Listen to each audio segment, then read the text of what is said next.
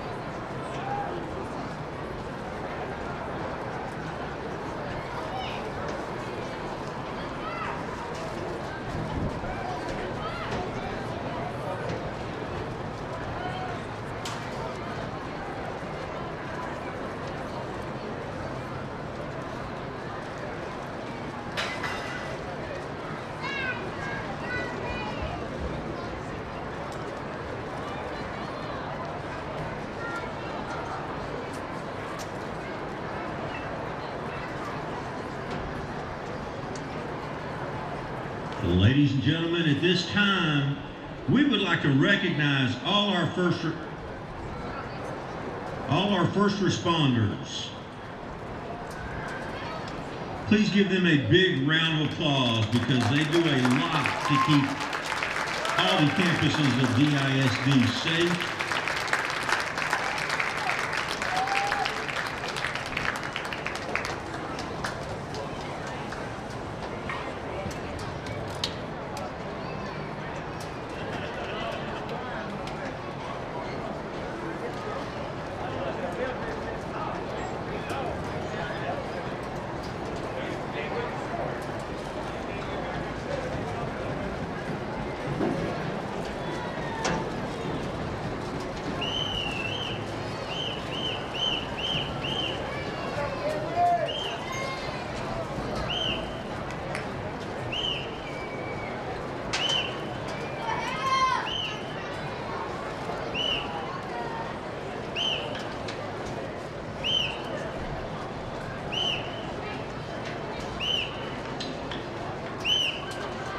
Ladies and gentlemen, welcome to Munson Stadium for tonight's district contest between your Denison Yellow Jackets and Frisco Memorial Warriors.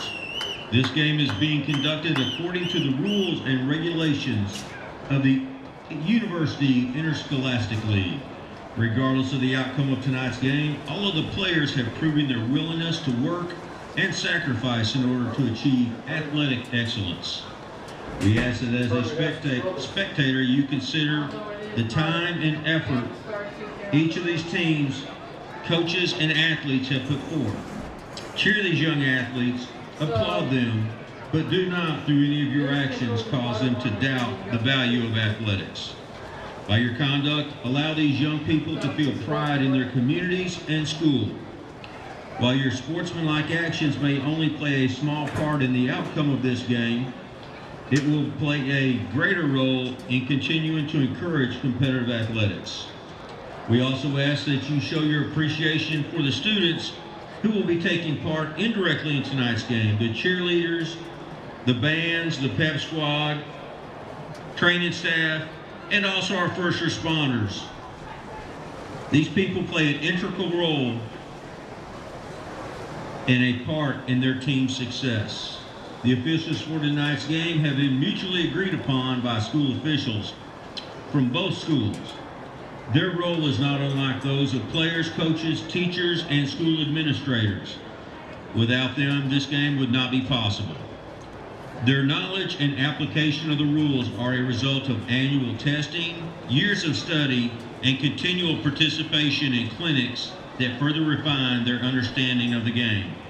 We ask you, as students, parents, and citizens, to demonstrate the kind of respect for these officials you would extend to any dedicated person in a position of responsibility.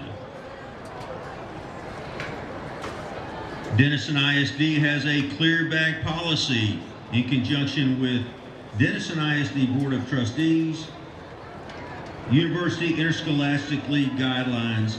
This applies to all events and activities held at Denison ISD facilities, including athletic events and all ticketed events.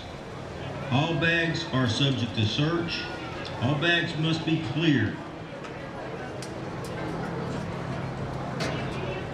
There's no outside food or drink permitted in the stadium, with the exception of unopened water bottles. There are no Stanley cups or thermos-type cups permitted inside the stadium. Thank you for your cooperation in helping keep our students and fans in a safe environment. It sure is.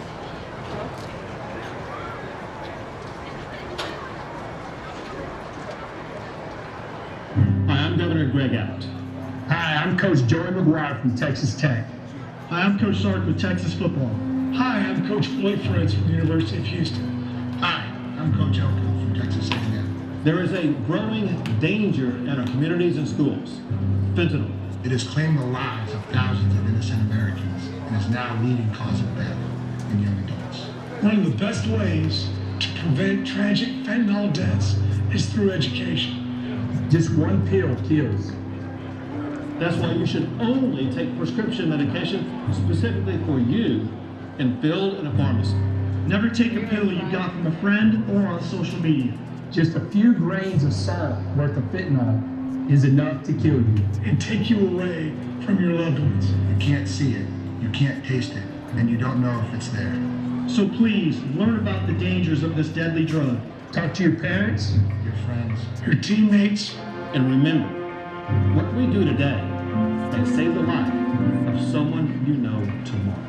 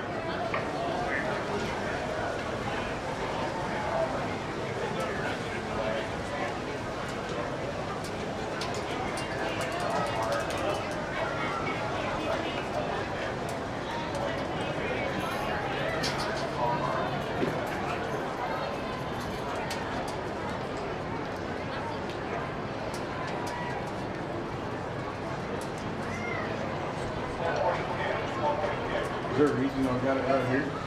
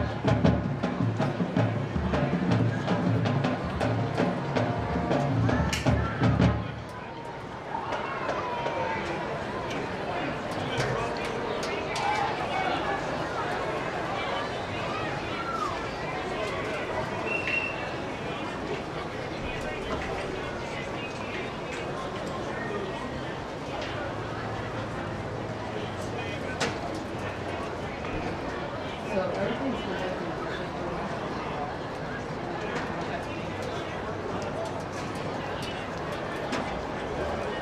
Well, something happened.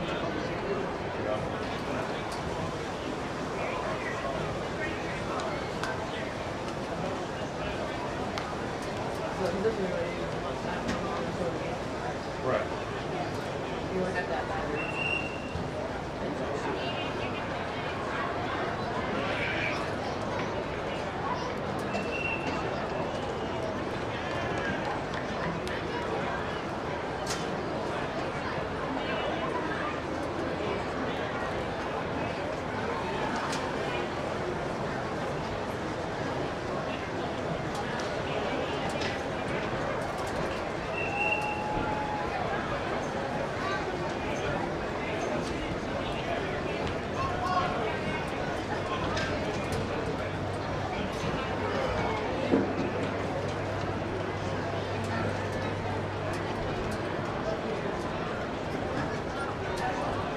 Team captains for the Yellow Jackets are about to take the field. Team captains are number 63, Josh Aiken, number 55, Grayson Downey, number 19, Gage Sutter, and number 45, Ethan Hunt.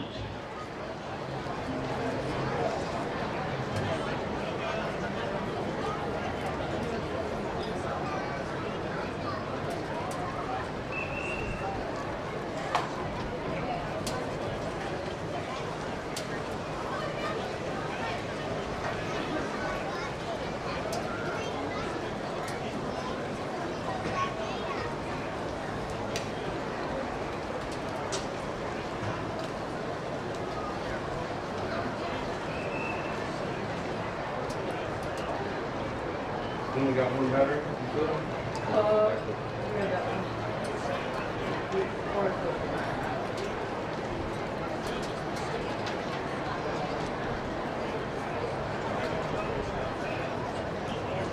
For the best thing you can do, it's only on that one. You said stackers wasn't working. I can't use one. Since this camera doesn't have a USB hook up like this. You can't have feet like this.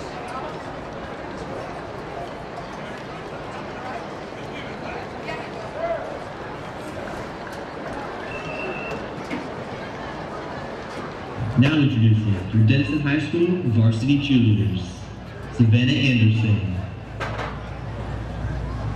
Ticorian Babers, Zoe Brown, Indy Crow, Charlie Crow, Allie Dotson, co-captain Lucy Doty, Cameron Geisler, Madeline Hamilton, Dior Jenkins, Cassidy Julesing, Captain Allie Kempson, Chassie Mendoza, Ella Moody, Kenley Owens, Avery Pearson, Daniela Ruiz, Shelby Russell, Julianne Spiegel, Kennedy Thomas, Michaela Tilley, Georgia Walters, your mascot, Shanila Biggers, and your 2024-2025 cheer coaches, Ashley Glover and Shelly Taylor.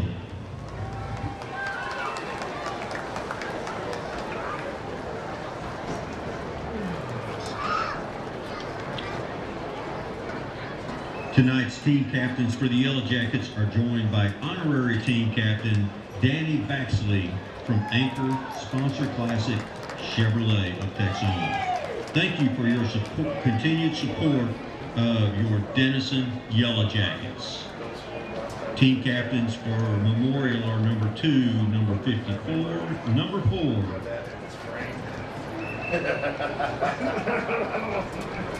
And number 7.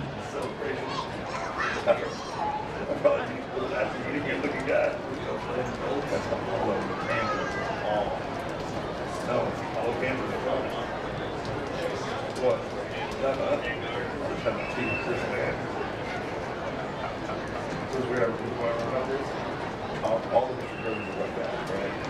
We were white, we had white purple. But the purple jersey, and it's a white I saw them in school jerseys. 9 and home, 85 blue. Oh, here? You know here?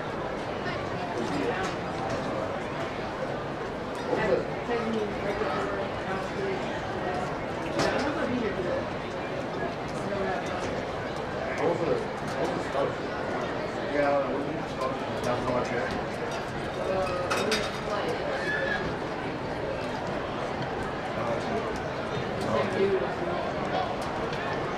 So weird. Yeah, that's it. It was changed inside. Those 2 seconds.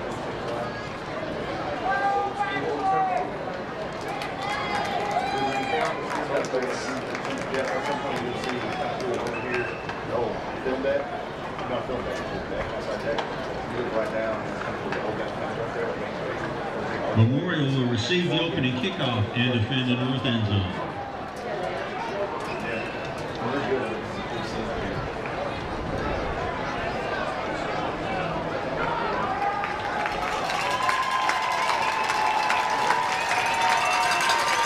Ladies and gentlemen, welcome your Yellow Jackets. Led onto the field by Coach Whitson.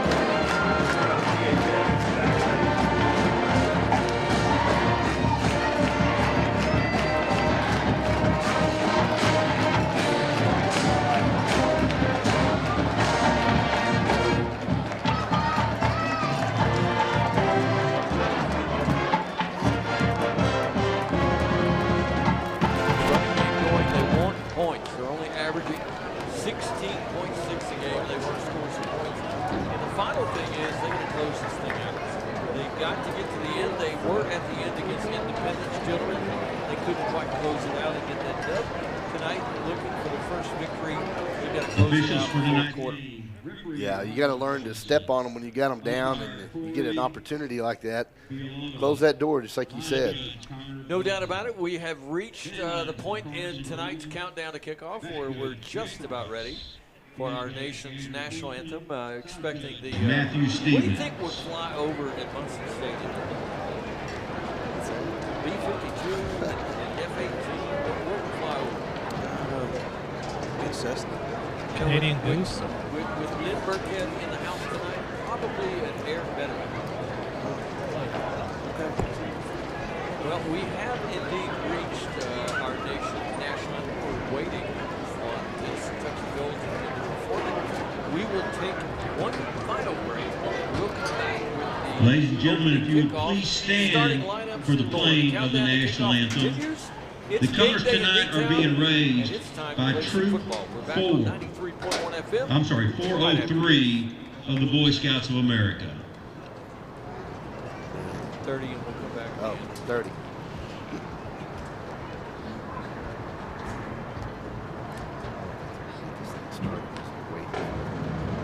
Are they doing a flyover?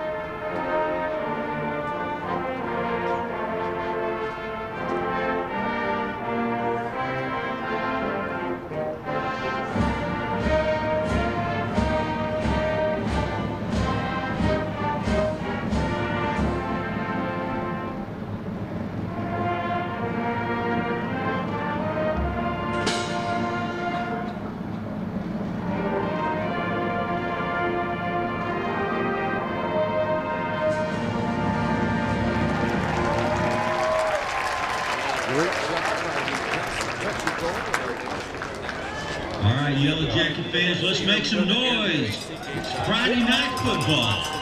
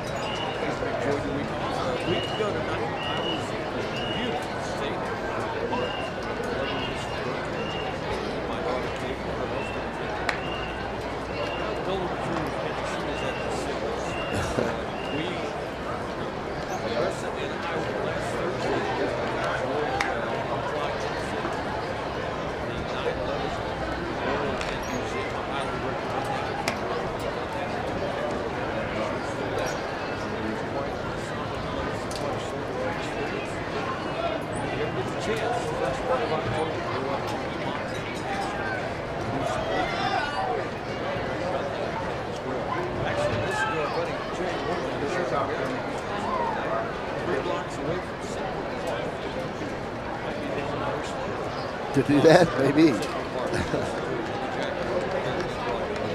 Getting ready for the first United Bank trip. The Yellow Jackets won the toss for the second half of the Memorial. Their head coach, Jeff Jackson, said that's fine with us. They'll defend the bill by Denison with the 5th sack. Memorial, left to right in the radio now.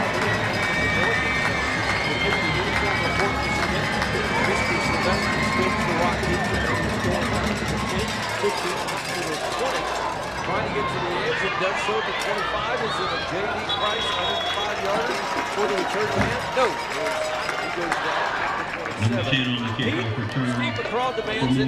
What is the uniform report? He does demand it. We delayed it so he could hear it too this time, not yell at us. So the Yellow Jackets have on a gray tonight. They have gray pants, gray tops with gold lettering.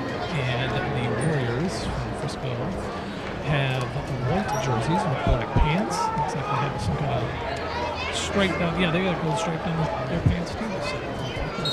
By the way, that was Xavier Foster on the return. He gets it out to the 28-yard line. First down and 10 for the Warriors. Sent 3 receivers to the right. Foster goes in motion. This is going to be a quick hitting handoff inside. Nothing doing. They don't run the football very effectively. Right now, Wilson is the quarterback. He gets it off to the next mark with 5-10. Devin Jeffries. Lost the yard. Initial contact for the Yellow Jackets. 3 to the right, an empty backfield look for the quarterback Wilson. The Jackets playing coverage. They throw it out the flat. The Jackets give chase. Grayson McGee is there. They missed the tackle at the 40, the 45 down the sideline. It's the Charles Holder Progressive Insurance first down. There were 2 missed tackles on that one on the boundary. What should have been a short game turned into a big one. Yeah, that was a killer right there. 2 different Yellow Jackets one got hands on the other one, got a full lick in on him. Still didn't get him down. First down and 10 to the 40-yard line. Memorial on the move early after the big first down play. 2 left, 1 right. They'll swing it out, try to get a screen set up. Catch is made. Tackle is made 3 yards upfield. Starting defense for the Yellow Jackets. Jeffrey, Lopez, Turner, and Cannon across the front.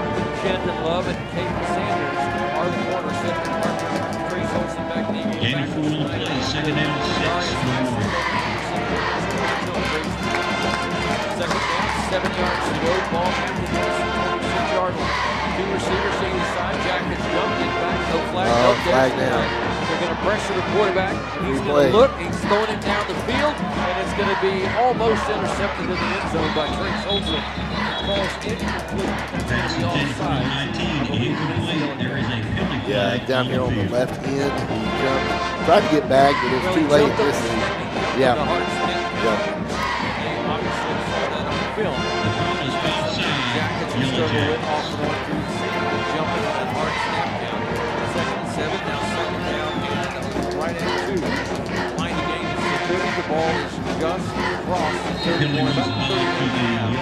So 2nd down and 1. I feel like there's something big here because they can come back from 1 yard. Got up another free play, really, to shoot the end zone. Two receivers left, two to the right. One man in the backfield along with the quarterback. This is Foster and Moulton. Handoff inside. The Yellow Jackets slam through the hole and drive the running back backwards for a loss. He'll lose 3. Number 4, the ball carrier, hit in the backfield by number 89, Jason Cannon. That was a fantastic play there. Third down, and we'll call it 4. Undoubtedly for a team with 1 win, it is 4-down territory. 3 receivers and a stack formation left, 1 to the right. Quarterback Wilson rolling. He's being pressured. Hit as he throws. The ball is complete, and the first down not quite Maybe made. a fumble here. It did look like a fumble. The Jackets are saying they got the football. I've seen no indication from the officials of that yet. The ball will be short of the line of game. It's going to be 4th down. Incomplete pass. Incomplete pass. That's a big one because it was going to be 4th down inches. Well, he was trying to bring the arm forward, but he got crunched at the same time. I didn't think he got his arm forward. I thought it was fun. It will be 4th down. Not a down. Marcus is first. That's not correct. 4th down and 4. They will go for it. 3 receivers to the right. And that is going to include A.J. Warren, one of their lead receivers. And 1 man to the left. They're going to go with, I believe that is Kevon Jackson in the backfield. We'll have to check the number along with Benjamin Wilson. Wilson got it. Play fake. Throws it out the tackle. They're going to tackle it short. Great pursuit. Great open field tackle by 3 Yellow Jackets. And it will be a turnover on down. Hit by Alex Camacho One of the guys and Trace Olson. Ball will go on down. 1st and 10, Yellow Jackets. One of the names we like on the TV, he finished that up and didn't hit him. Jacket defense wins, but does not break.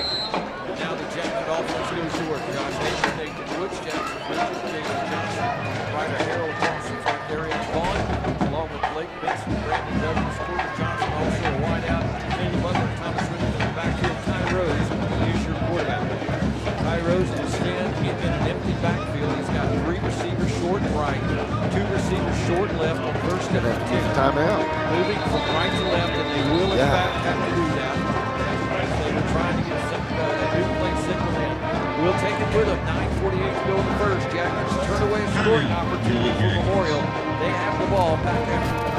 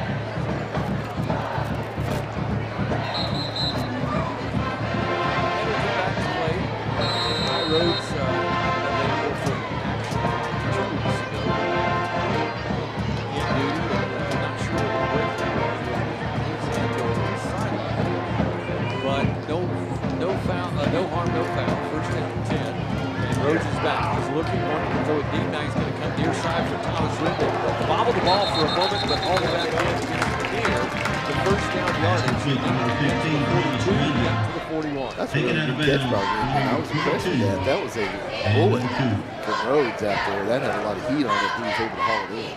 Gain of 9 on the play. 2nd down and 1. Yellow Jackets. To the left side. 1 to the right. Ball is on the left hash. Moving right to left to the ring.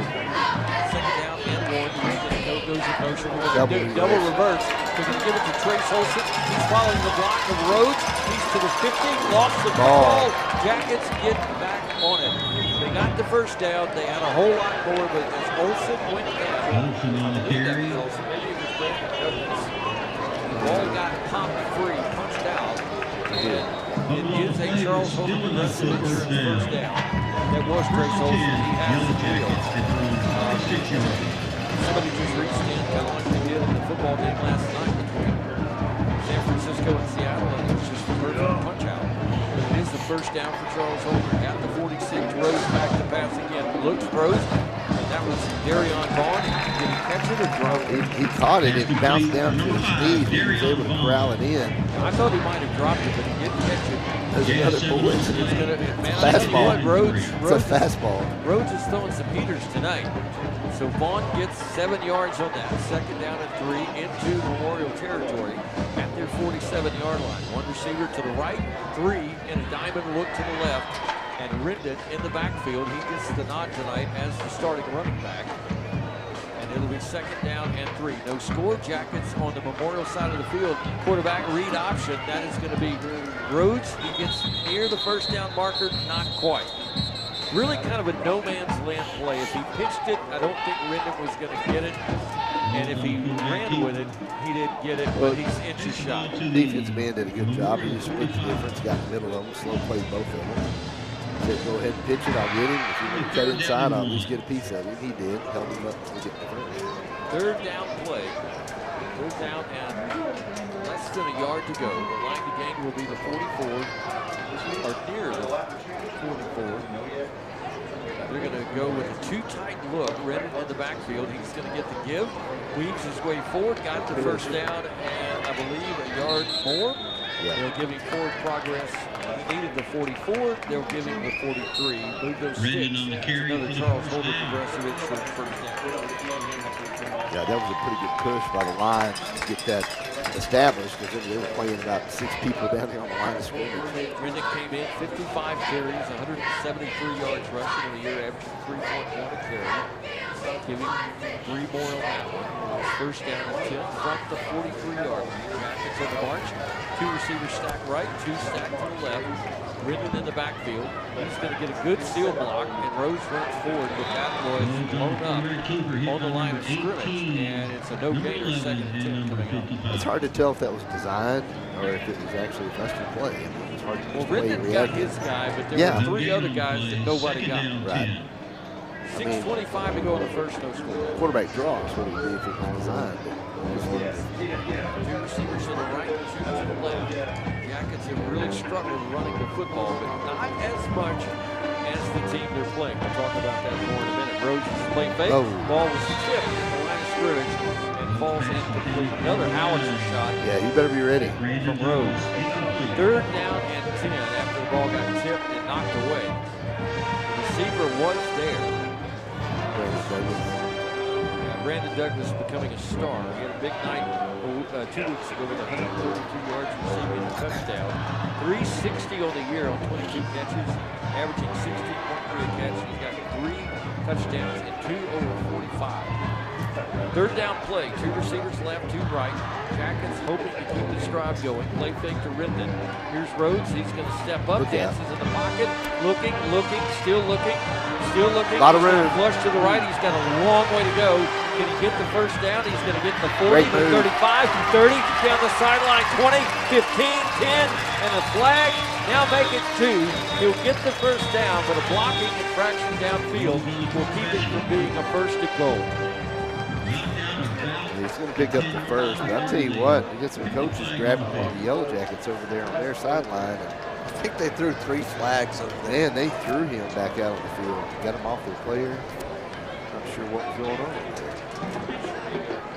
Defensive coordinator Kurt McBride coaches the outside linebackers, was a member of the 1996 Louisville State Championship team. He beat Converse Judson 58-34 in the Class 5A Division I state final. That same day, a team named Denison lost 34-3 to the Lamar Cougars for the first time. No first. No first down. No 1st down. Wow. So they did get progress to the 38. It will be 3rd down and 4. They'll stack everybody in tight on the right. 3 receivers to the left. Man in motion. This is Rendon. He's got it on the jet sweep. Looks for the edge, and it's not Rendon. That is going to be Corbin Johnson, I believe, and he got the 1st down. They'll do that in film study. That was actually Butler, I believe. Jalen Butler on the carry for the Yellow Jackets. Taken out of bounds by number 11. He knew where the marker was, but you cannot retreat trying to get more yards. When you're running into traffic, you get what you can get, cover the ball up, go as far as you can, right? I agree with that. I mean, that was north-south run. North-south downhill run. Today's runners, not just the Denison, they think they can outrun everybody to the edge, and they rarely can. 4 receivers in a diamond look to the right, 1 man to the left. Here's Rhodes, and he is going to sidestep a guy, jukes him 30, 25, 20, Rhodes to the 15, and run out of bounds at the 12-yard line. First down for Charles Holder. My goodness, the edge is just wide open when he decides to run right now. What a move, what a hit fake on Rhodes' part. Yeah, it was. Warriors just not making up for the quarterback right now. Well, I said the 12. It's actually the 13. First and 10 from the 13. The Charles Holder aggressive first down call. You hear the coughs? We're all coughing, I think. It is October, and it's allergy season. Kyle isn't. Nope, I'm not. Kyle's not, but I think... Thanks, Pete. You're welcome. Appreciate it. Pete is, and Lance isn't. Pete is not. Pete doesn't get sick. Come on, Pete. You got to join in on the fun. Here's Rhodes, empty backfield, back to pass, throws it out, got his man Butler. Butler sheds a tackle at the 10, the 5, tight ropes out of bounds at the 2-yard line, just shy of an incredible catch and touchdown run. Yeah, wow, did he tight rope that one? I like what he did to the first man that got a hold of him. He got underneath his head. I'm faster than he you sure are, did. my friend. He sure did. They actually had him step out at the 5. So it's going to be second down at the 5. The line to gain is the 3. The Jackets will go 2 receivers way to the left, 1 to the right. They're on the right hash, moving right to left. Butler in the backfield. Rhodes gets in. He's going to hand it off. Butler, he follows his block to the end zone. Flag on the play. 2 flags on the play. It's a face mask on them. Yeah. It's going to be a touchdown if it stands. We'll wait for the call. I think you're right. It is a face mask. I believe it came on Butler. If it stands, it is Butler's second touchdown in as many weeks. And it will be good for 2 yards. We'll wait for the decision from the officials. And that is, in fact, a personal foul face mask on the defense. It will be assessed on the kickoff. And the touchdown will stand. The Jackets strike first. With 4:50 to go in the first quarter of play. Jalen Butler, well, he nearly got in on the previous play. He did get in on that play.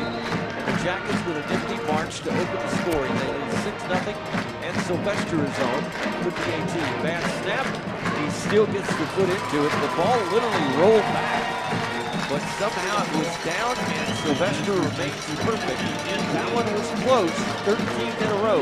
We're back after this, 7-0 Denison. More to come on 93.1.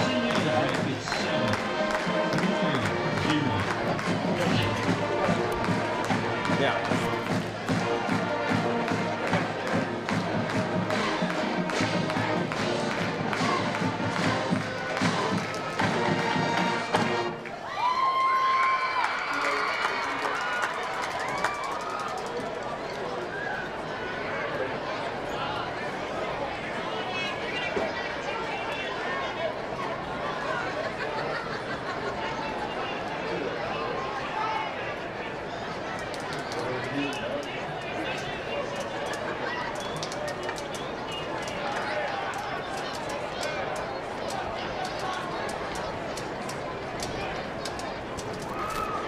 Wilson played football at Texas Tech. He was a graduate assistant there in the Mike Leach era, also graduate assistant at TCU, and he likes balanced football. He likes to run and throw about the same amount.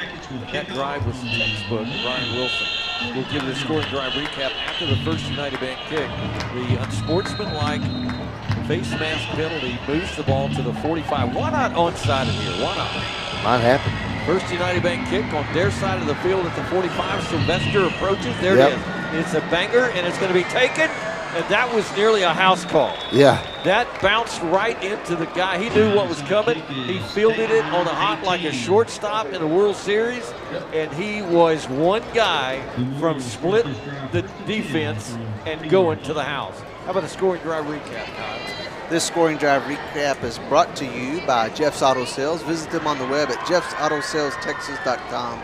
In the first quarter, 4:50 on the clock, 4:56 ran off the clock, 12 plays, 68 yards, the 5-yard touchdown run by Butler. The PAT was good by Sylvester. Denison goes up 7-0. And Memorial trailing 7-0. They'll go back to work. Stack 2 receivers left, 2 right. Handoff. No, this is a quarterback keeper. Wilson Benjamin Wilson's going to get to the 40, and that's all. He got maybe a half yard. And, well, let's just say he is challenged running the football. Benjamin Wilson, the quarterback, and he comes into the game with negative 72 yards rushing on 34 carries. We got 1 yard there. We got 1 yard there.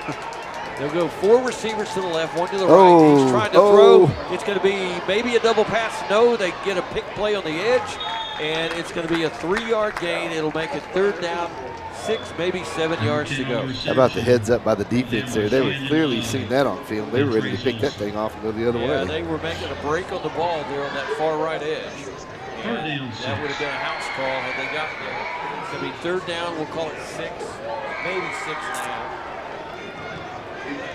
I mean, Jay would correct me. It is only 6. It can never be 6.5. It's between 6 and 7 yards. Play fake. Quarterback Wilson throws out in the flat. Man wide open. 1st down and more.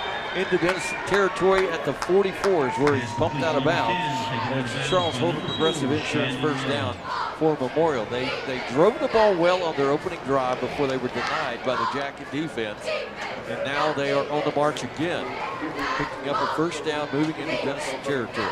Jackets clearly feel confident about their defense against Memorial, but Memorial points to the scoreboard and says we're the only team on the field with a win. But they are challenged in a couple of areas, and we'll talk about that. Man in motion, that is Foster across the back of the formation. They're trying to set the screen up. They got it. Got blockers in front. Jackets are going to have to, they're not going to get there. It's down to the 20 to 15, and it's going to be a 1st down at the 11-yard line. Perfect screen play. They sold it well, and the Jackets fell for it, hook, line, and sinker. I'm telling you, these last 2 play calls, just to sneak it back out of the backfield, and this time just sneaking to the middle screen. Well, the one thing they can do is throw the ball a little bit. Wilson came into the game tonight with 670 yards passing. And he really is their only offense. He's going to keep it. He's going to run to the 5, and he gets sandwiched down there. But it's a big gain as they faked it inside, and he peeled it out. So forget that negative 72 yards. He's now got 7 yards and 2 carries on this drive. It'll be 2nd down from the 5. This is Wilson. He's going to hand it off inside. That's going to be his running back, Beckett. Mark, nowhere to go right side behind the right tackle. Jackets got there and pushed back. Kind of in a hurry up there. It's going to be a no gain, I believe. Well, nope, they'll actually move it a half yard. So it's going to be 3rd down. They can get a 1st down without scoring. It'll be 3rd down and 2 from the 3. Wilson, the quarterback, back there with Mark, his running back, man in motion. This is going to be Wilson rolling right side, wanting to throw, hit as he throws. The ball is swatted away in the end zone. What a defensive play to save a touchdown. My goodness, that was a heads-up play by Jadarius Isom. Trailed the receiver, baited him maybe. The quarterback waited, and when the ball got there, reached in and knocked it away. Yeah. Big play by Jadarius also, but not by Jadarius, but by Roman Henderson getting after the quarterback there. 4th down play, they can't get a 1st at the 2. It is 4th down and right at 2 yards to go. The ball is on the 3-yard line. Actually, the ball is on the 4-yard line. Scoreboard says 3, but the marker says 4. Timeout then. Timeout is called. We'll join him. 2:32 to go in the 1st. Denison looking for W number 1. 7-0 Jackets lead late in the 1st. Back after this on 93.1.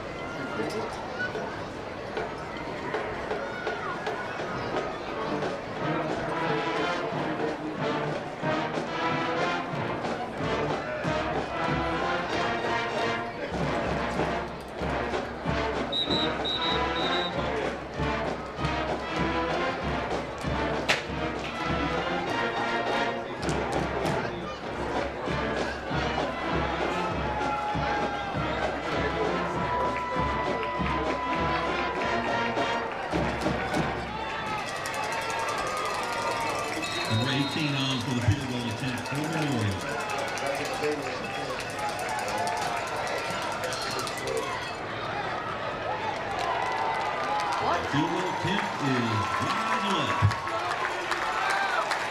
Score remains Yellow Jackets 7, Memorial 0.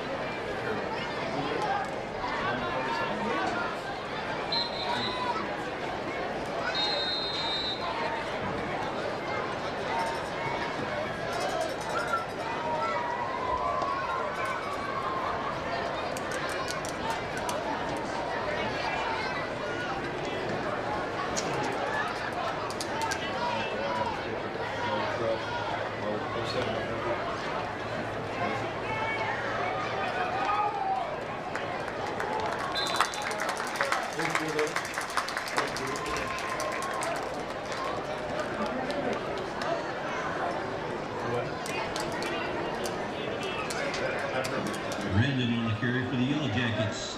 Brought down by number 8. It's going to be second down 3.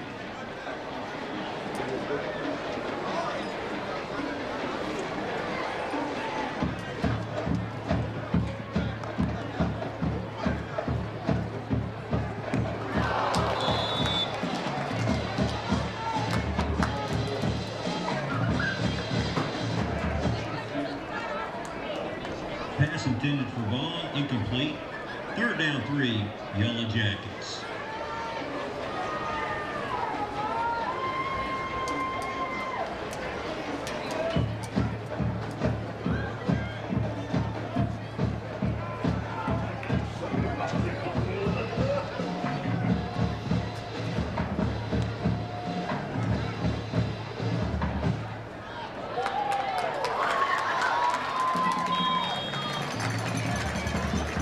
Pass complete to Brandon Douglas. Taken down by number 8. First and 10, Yellow Jackets.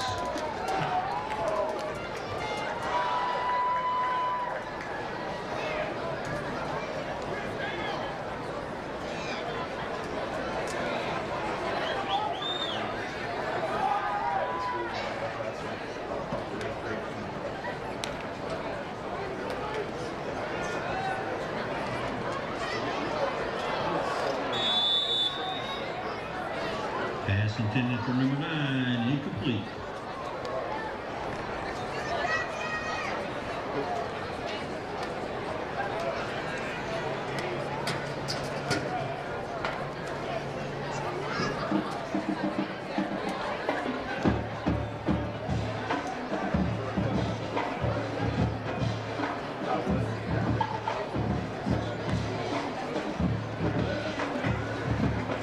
Still caught 40, shaking, banking to the 45, first down to the 48. Yellow Jackets, Ty Rhodes is wheeling and dealing tonight. Moving the chains, that's what you got to do. Keep the next plays alive by moving the chains. That was Douglas once again out on that right edge. They'll sit Darion Vaughn near side, Corbin Johnson, I believe, in the slot. Rendon in the backfield in the left hip pocket of Ty Rhodes. First down play.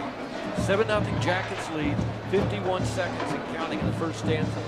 Now Rhodes goes to his center, who looks to the line, changes the play. Still 11 seconds on the play clock. And he's going to motion in Brandon Douglas. It's 5 seconds on the play clock. Plenty of time, snaps it. Rendon's got it, sweeping left. Hole closed in a hurry. We'll talk about why as Rendon gets to the 49-yard line on what could be the final play of the first quarter of play. He got the hole closed down in a hurry because there's a couple of twin brothers playing linebacker. 6'1", 180 junior Hunter Metcalf and 6'2", 200 junior Austin Metcalf. Wow. Austin and Hunter Metcalf, the Metcalf boys. Second down from the 49, 6 seconds to go. Rhodes is going to have to hurry and snap it. He does, and he's going to throw right side. Douglas got it. He sidestepped the tackler, got the first down. Man, is he developing before our very eyes. What a move on the final play of the first quarter to let a tackler go sliding by and pick up the first down. Denison Yellow Jackets 7-0.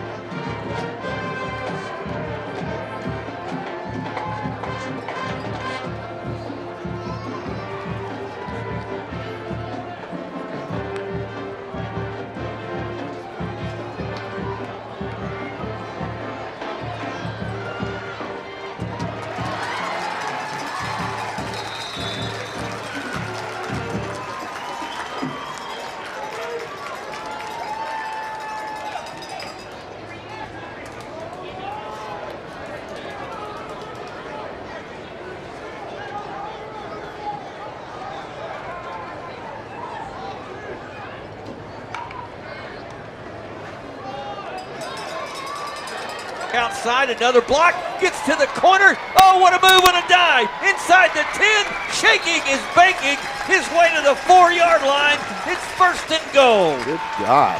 What a move at the 10-yard line.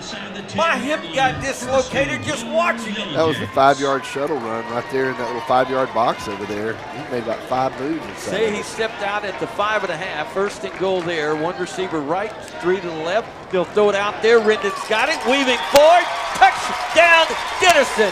Stick that one in the end zone. It's not Rendon. It is Trace Olson. And the Yellow Jackets, Ty Rhodes gets his first touchdown pass of the night. 13-0. The Jackets in the lead as Sylvester PAT looming.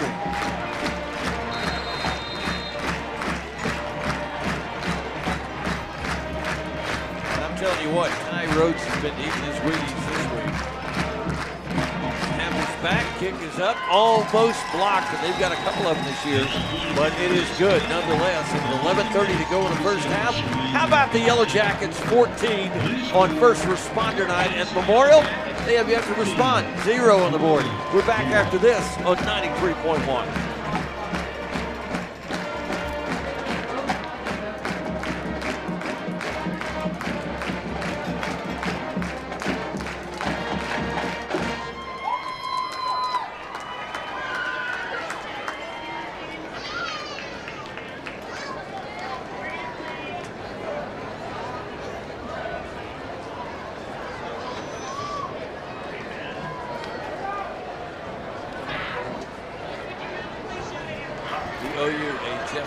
Scoring drive recap after the first United Bank kick.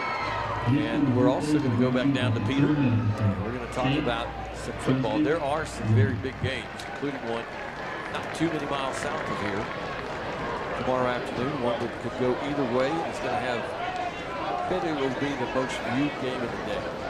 You called it a scrimmage earlier, so I'm going to hold you to that. Yeah, I'm going to hold you to that. I was wondering how much of your dander I could get up.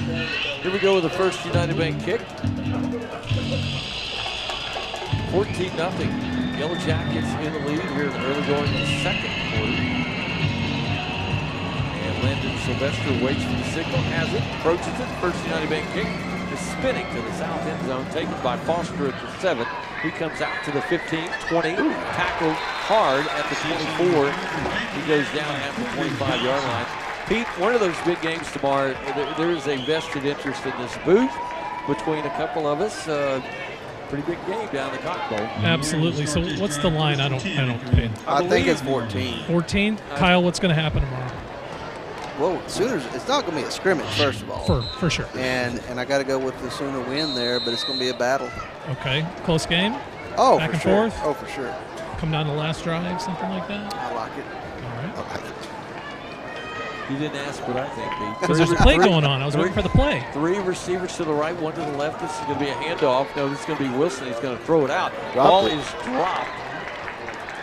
And he fooled me on the handoff inside, fooled the Yellow Jacket linebackers too. They had a receiver that slipped out and he was open on a little toss out in the flats, but he either heard some footsteps coming or he thought he was going to score before he tucked the football away. It's second down and 10.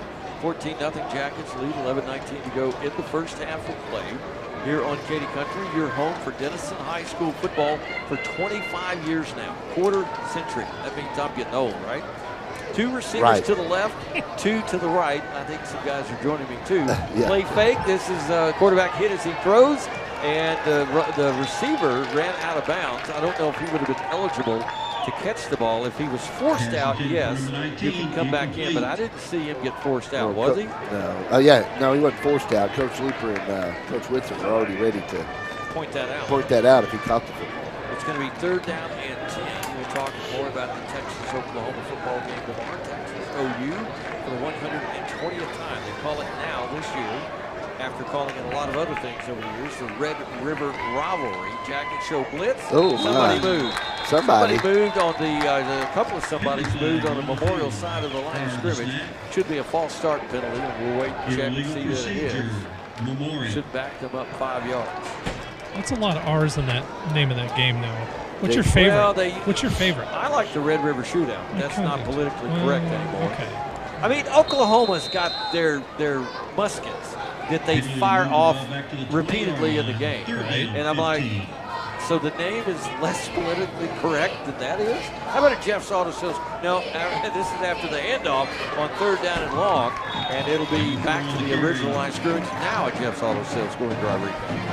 Yes, visit them on the web at jeffsautosalestexas.com. In the second quarter, 11:30 on the clock, 3:02 ran off the clock, 10 plays, 80 yards, a 5-yard touchdown pass from Rhodes to Olson, and the PAT was good by Sylvester. Jackets go up 14-0. Yeah, we like that one. You're getting good at that, Kyle. Dave Suter, by the way, checks in on the field, stepping back to turn this punt.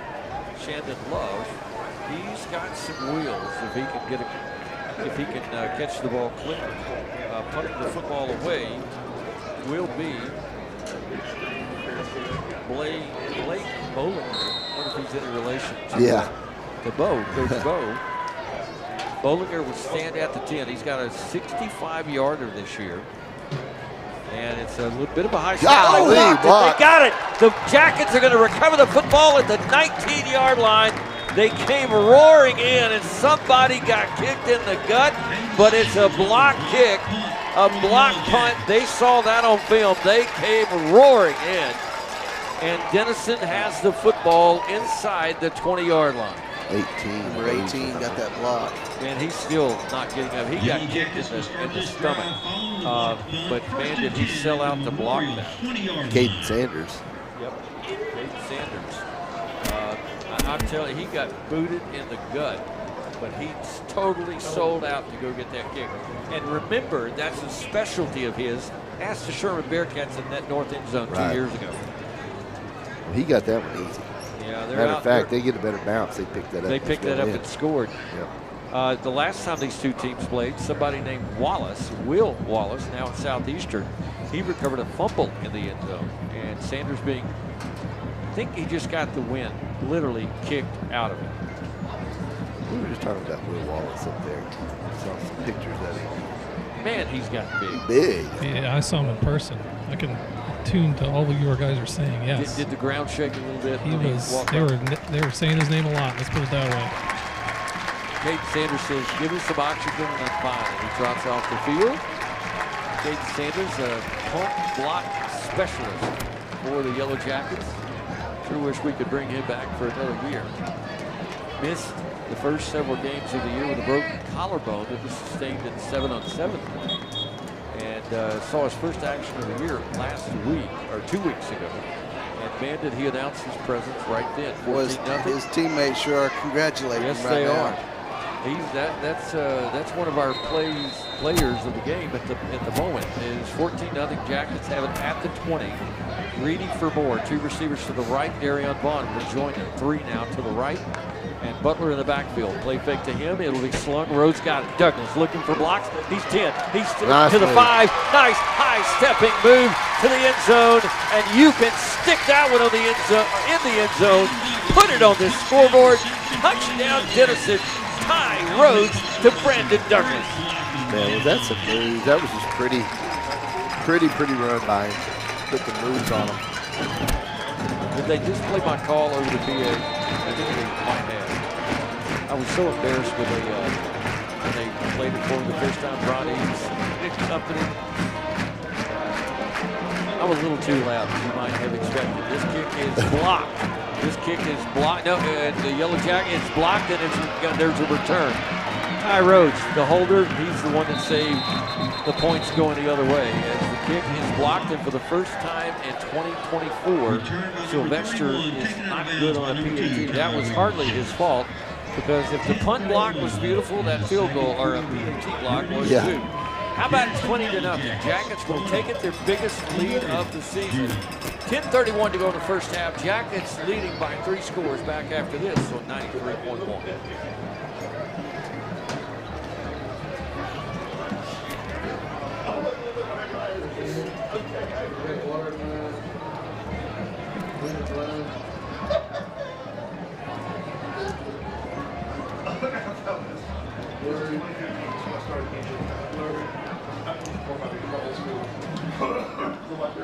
let's spread out. So check out what some kids have had to return. This kid had a beat. Check it out. We're back at Pete. You're talking about the Texas OU game. Kyle, talking a pretty good game about being confident, but I actually offered him the opportunity to sit in the stands tomorrow next to me, and he declined. Yeah, that's true. I think you also said if the Sooners win, I had to walk home. So. No, I don't think I said that. I said you had 1 minute to gloat. Oh. One minute. Yes. And Pete, if the Packers somehow manage to win the Super Bowl this year, you'll get 30 seconds. 30 seconds? Okay, I'll take it. Oklahoma's a piece across the river. Green Bay, that's in a foreign country. It is. A long way away. First United Bank kick, 20-0. Jackets with their biggest lead of the season. Here is Sylvester. He's going to spin it, drops it in that no man's land, but it takes a bounce to the boundary and goes out of bounds. It was a great idea. In fact, it was the same idea Sherman had against Denison all night long in week 1. But it took, unfortunately, it didn't take that straight roll that you wanted it to, and it took a sideways hop and went out of bounds. So the flag is thrown, and Memorial goes to work, trailing 20-0. Scoring drive recap. Sure, this one's pretty easy. One play, 20 yards at the 10:31 mark in the second quarter. Rhodes to Douglas, 20-yard touchdown pass, and then the PAT was blocked.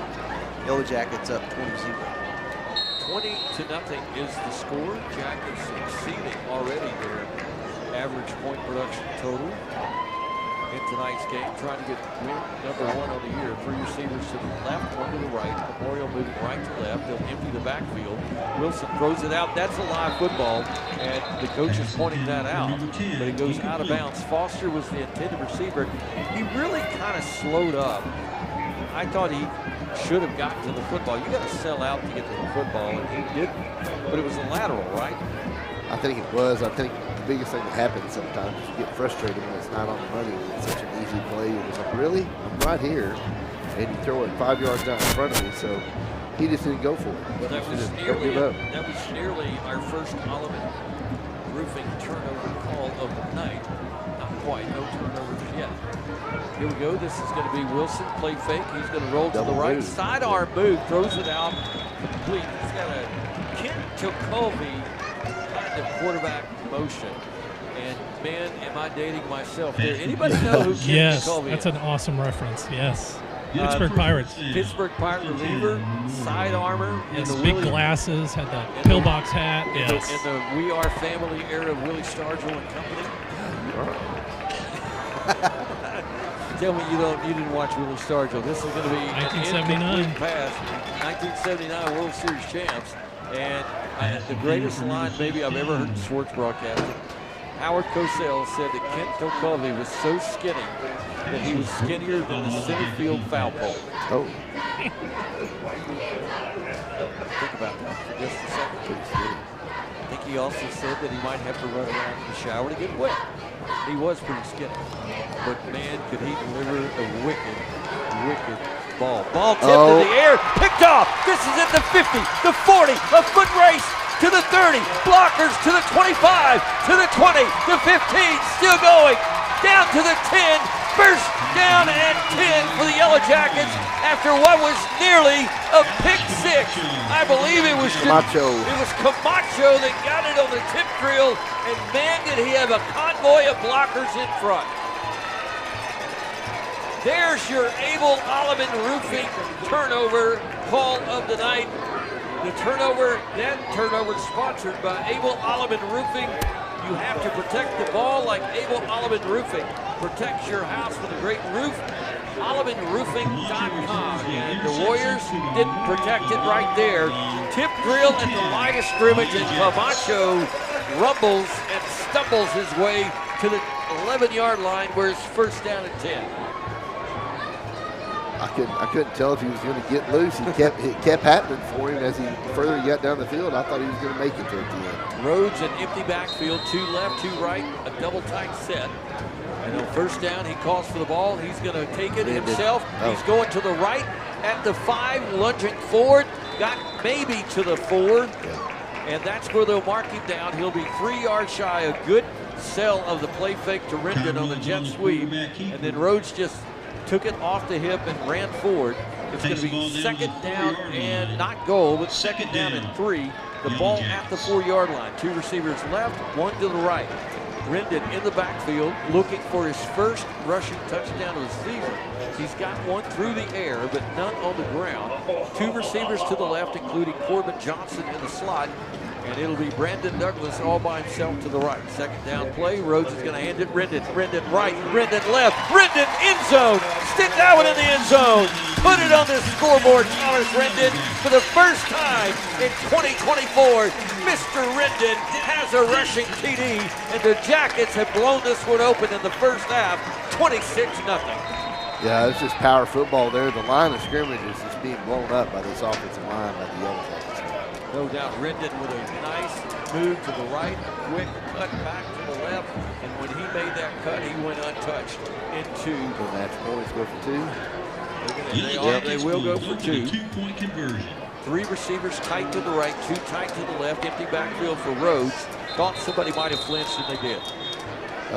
False start against the Yellow Jackets. We'll back them up. Now kick it. Yeah, I thought you kick it anyway. You got a 26-0 lead. Go play some defense. Get back on the schedule. The Yellow Jackets will get a little further. Further field. PAT attempt. Sylvester had been perfect on the year coming into this game tonight. He was perfect on the first 2, but the third one was blocked. And now he will try to put one through the uprights. Kick is up. Lots of authority. Halfway to Sherman through those south uprights, and it is good. 9:15 to go in the first half of play. How about this, Yellow Jacket fans? 27-0. The Jackets. Continuously growing services and embrace new technologies to better serve our region. We're recognized as a center of excellence in heart care, stroke, orthopedic surgery, weight loss surgery, breast imaging, wound care, and behavioral health. Texoma Medical Center. Unifying healthcare. Learn more at TexomaMedicalCenter.net.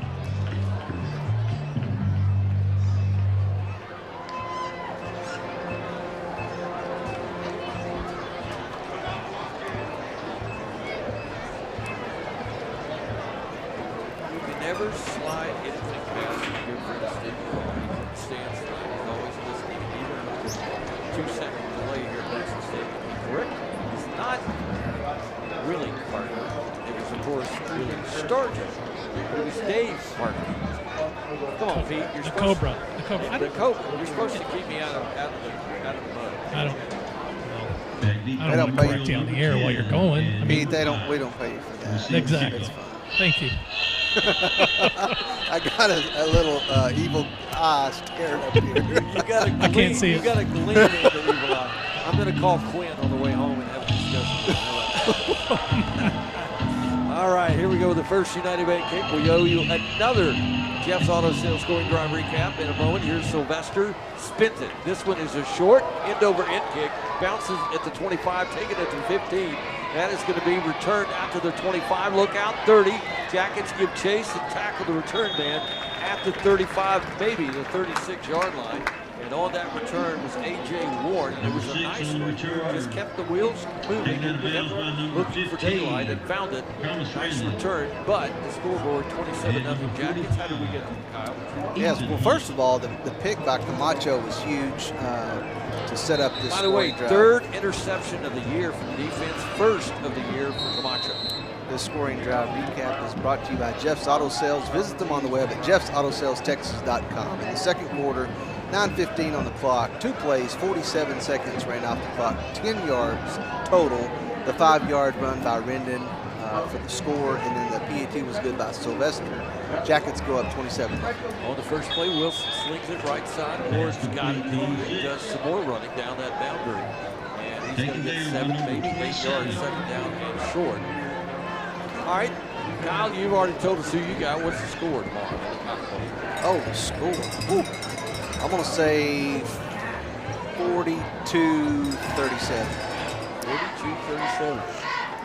Could be. Jackets give chase, nearly get a sack. Ball is thrown out of bounds by Wilson, incomplete. All right, Lynn, we need you on the record now, too. No, What's going to happen? You're going to say, Texas is just going to, I don't know who's going to win. It's going to be humble. They don't keep scoring a scrimmage, so there's no. Peter Dion, I'm running the show. I'm going to ask Lance, who is a neutral observer of some sort, here in just a moment what his thoughts are. I'll get to you in a minute. Oh, yeah. 3rd down and 3. Jacket defense trying to get a stop. They're not going to do it. Foster needed 3 and got 4. Lance. Final score tomorrow in the Cotton Bowl. Number 1 Texas, number 18 Oklahoma. Who you got? I got no score. 0-0 tie? Well, cancellation. Nothing on you. I hope you survive it, but I hope the place opens up and swallows the whole place in. Sounds like me now. Yep. Love it. Yep. Sounds like a bitter Oklahoma State fan right there. That's right. It'll be Wilson. That's right. And he is running to the 50-yard line. Got smacked as he got there. It'll be 2nd down and 7. All right, you're rooting for mass annihilation. That means no more Lynn, you realize, right? I said I hope he makes it. No more Caressa, so no more Zag. Come on. Oh. Hope they make it. Time out on the field. We're going to keep it right here. We're having too much fun. Pete, who you got tomorrow? Hey, hopefully you're not rooting for the day after tomorrow. No. I wouldn't do that. Just when Michigan and Ohio State play. I would say I think Texas is going to be too much for Oklahoma. But, it's a rivalry game, so you throw the records out. It's going to be close, just like Kyle said. It's going to come down to the end. But I think that Oklahoma just going to score more points. All right. So we've got one hole open up and swallow Dallas. We've got one Oklahoma winning. We've got one Texas winning. I suppose I have the tiebreaker vote, huh? Yep. For what that's worth. Well, I'm kind of like Herb Street. I don't think I can. He's going to do that. I got Texas 38-24 over Oklahoma. We'll see what happens. Should be a great game. The last 10 games, 9 have been decided by 1 score or less. Should be a good one. Also, the only game that wasn't was 2 years ago, and there was no score on one side of the scoreboard. And there's a peculiar little fact that I think it's like in the last 10 games, the team wearing white As play has resumes won at 6 or 7 times. 7. Who's Memorial. wearing white? Oh, yeah, they don't have anything. 2nd down and 7. Ball at the 50-yard line. Stack receivers to either side. 27-0. Jackets have stacked the scoreboard. This is Wilson, the quarterback. He's got it. Going to hand it off inside. And that's going to be Martin. Breaks the tackle and then is grabbed by the shirt and slowed down. That was a good tackle by guess who? Our good buddy Grayson McGehee. Yeah, great down by number 34. McGehee grabbed that jersey and Grayson said, McGehee. Where'd that go, was he? He was not going to let go. 3rd down and 10 after the 3-yard loss. Jackets are leading 27-0, 7:40 to go in the first half. As Denison appears to be moving in the direction of win number 1 of the season. 2 receivers to the right, 2 to the left. This is going to be Wilson. Back to pass, sets up, throws it down the sideline. It's picked off. Picked off at the 28-yard line, and the Jackets will take it there. Trying to see who got it. Chandon Love. That's his first interception of the season. The Jackets 4th as a team, and their 2nd one tonight. The first one led to a touchdown. We'll see what this turnover does. 7:19 to go in the first quarter. This is the kind of football Yellow Jacket fans have been wanting to see all year long. Frisco Emerson 14, Anna Coyote 7. That's going to be a whale of a football game. Lovejoy 42, Frisco Independence 0. First quarter, second quarter. Midway through the second. It was a close game last night. Prosper Walnut Grove 64-7 over Liberty. Yeah, like I said, it was close. Here's Rhodes. He's rolling near side. Wanted to throw the run. Throws. What a throw! And did he hang on for the catch? Yep. They're going to rule it a catch. I couldn't see if he retained possession, but Brandon Douglas, I got to tell you, I'm not sure if I'm more impressed with the catch or more impressed with the throw in between defenders. Yeah, he put that in a tight window. Man, that was a tight window throw. First down and 10. Charles Holder, Progressive Insurance, first down call to the 47-yard line. Jackets on the march. 3 receivers right in a stacked diamond look. Butler weaving to the right, cutting it back to the middle, across the 50, down to the 45. How about 8 yards on that first down play? Butler's just too quick there at the beginning, initial start of the play. Linemen don't get upfield, they're waiting for him. It's too late. Yellow Jackets have gotten healthy. Yellow Jackets have gotten nearly all of their players back. And they finally are operating with pretty much a full deck at this point in time. Maybe one or two players absent out of the mix, but we've got pretty much everybody else. Second down, 2 yards to go at the 45 of Memorial. 27-0 Jackets lead in the second quarter. Play fake from Rhodes. He's dancing, looking, wanting to throw, still dancing. Here comes the heat. He's going to tuck it. He's still motioning. He's going to sling it down the field, and it's picked off. He telegraphed that one. Man. He tried to do another tight window throw, this time to Corbin Johnson, and it was another rocket shot. But unfortunately, the strong safety was waiting for it, stepped up and made the pick, and it's Rhodes' first turnover of the night. I think Memorial's got to think about throwing that kid the football. Him to handle that fastball that Rhodes just threw. I'm telling you, that was a 98-mile-an-hour heater right there. If Rhodes has had a hiccup this year, it has been in throwing interceptions. He came into the game with 5, now making 6. And, you know, not to nitpick with a 27-0 lead, but at some point he's got to just run. And when that lane opens up to the right side, you just go take the 10 or 11 yards you can get. Right? Yeah, he's been doing a lot of that tonight, though. He's running the football well. Just on that one, he decided he wanted to make something happen. 3 receivers to the right. That's about the only mistake he's made all night. Yeah. And that is going to be another one of those sidearm sling plays, and it will go for no gain, maybe even a loss of 1. And it'll be second down at 10. Ty, you got some Kyle, you got some numbers on Mr. Rhodes? Mr. Rhodes got me off guard here. He's got 104 yards passing. He's actually got 35 yards on the ground himself. 104 yards passing. He's wheeling and dealing tonight, no doubt. The Jackets have a 27-0 lead. Second down at 10, man in motion. That's Warren. This is going to be Wilson, the quarterback. He's trying to set the screen up. Does so. Nice. They blew it up. I believe that's Mr. McGehee again, is it? Yep. It is. Grayson McGehee. And man, has he been a player and linebacker this year. He's been great. That running back never corralled that football in the first place. Pass is incomplete. McGehee just made sure. Grayson McGehee. Ty Rhodes honestly Jackets. feels a relief call. Third down, early 10. in the second half. He's probably trying to get his numbers in that book as he can, because this game is already out of hand. This is going to be Wilson throws, and he's hit as he throws. Disheveled to the ground hard, and the throw is incomplete, and they will punt the football away. 5:30 to go in the first half. Pass is incomplete. How about this, Yellow Jacket fans? If you're just tuning in, 27 for the good guys, and the sort of good guys, they don't have any. We're not going to call them the bad ones, right? Correct. All right, Pete, we're talking big football. There are a couple of big pro games this weekend, and I know your favorite team, the Detroit Lions, are coming to Dallas to face Dak Prescott and company. An incorrect statement. They are the bad guys. I will go on record as that. The Cowboys are? No. The team from Detroit with the football. Any team from Detroit? No. Bollinger is going to boot that one straight up, and it takes kind of a side straddle roll toward the 50-yard line. So let me get this straight. Let's clear. We don't root for which Detroit team? Lions, Pistons, Red Wings. Those are all offense.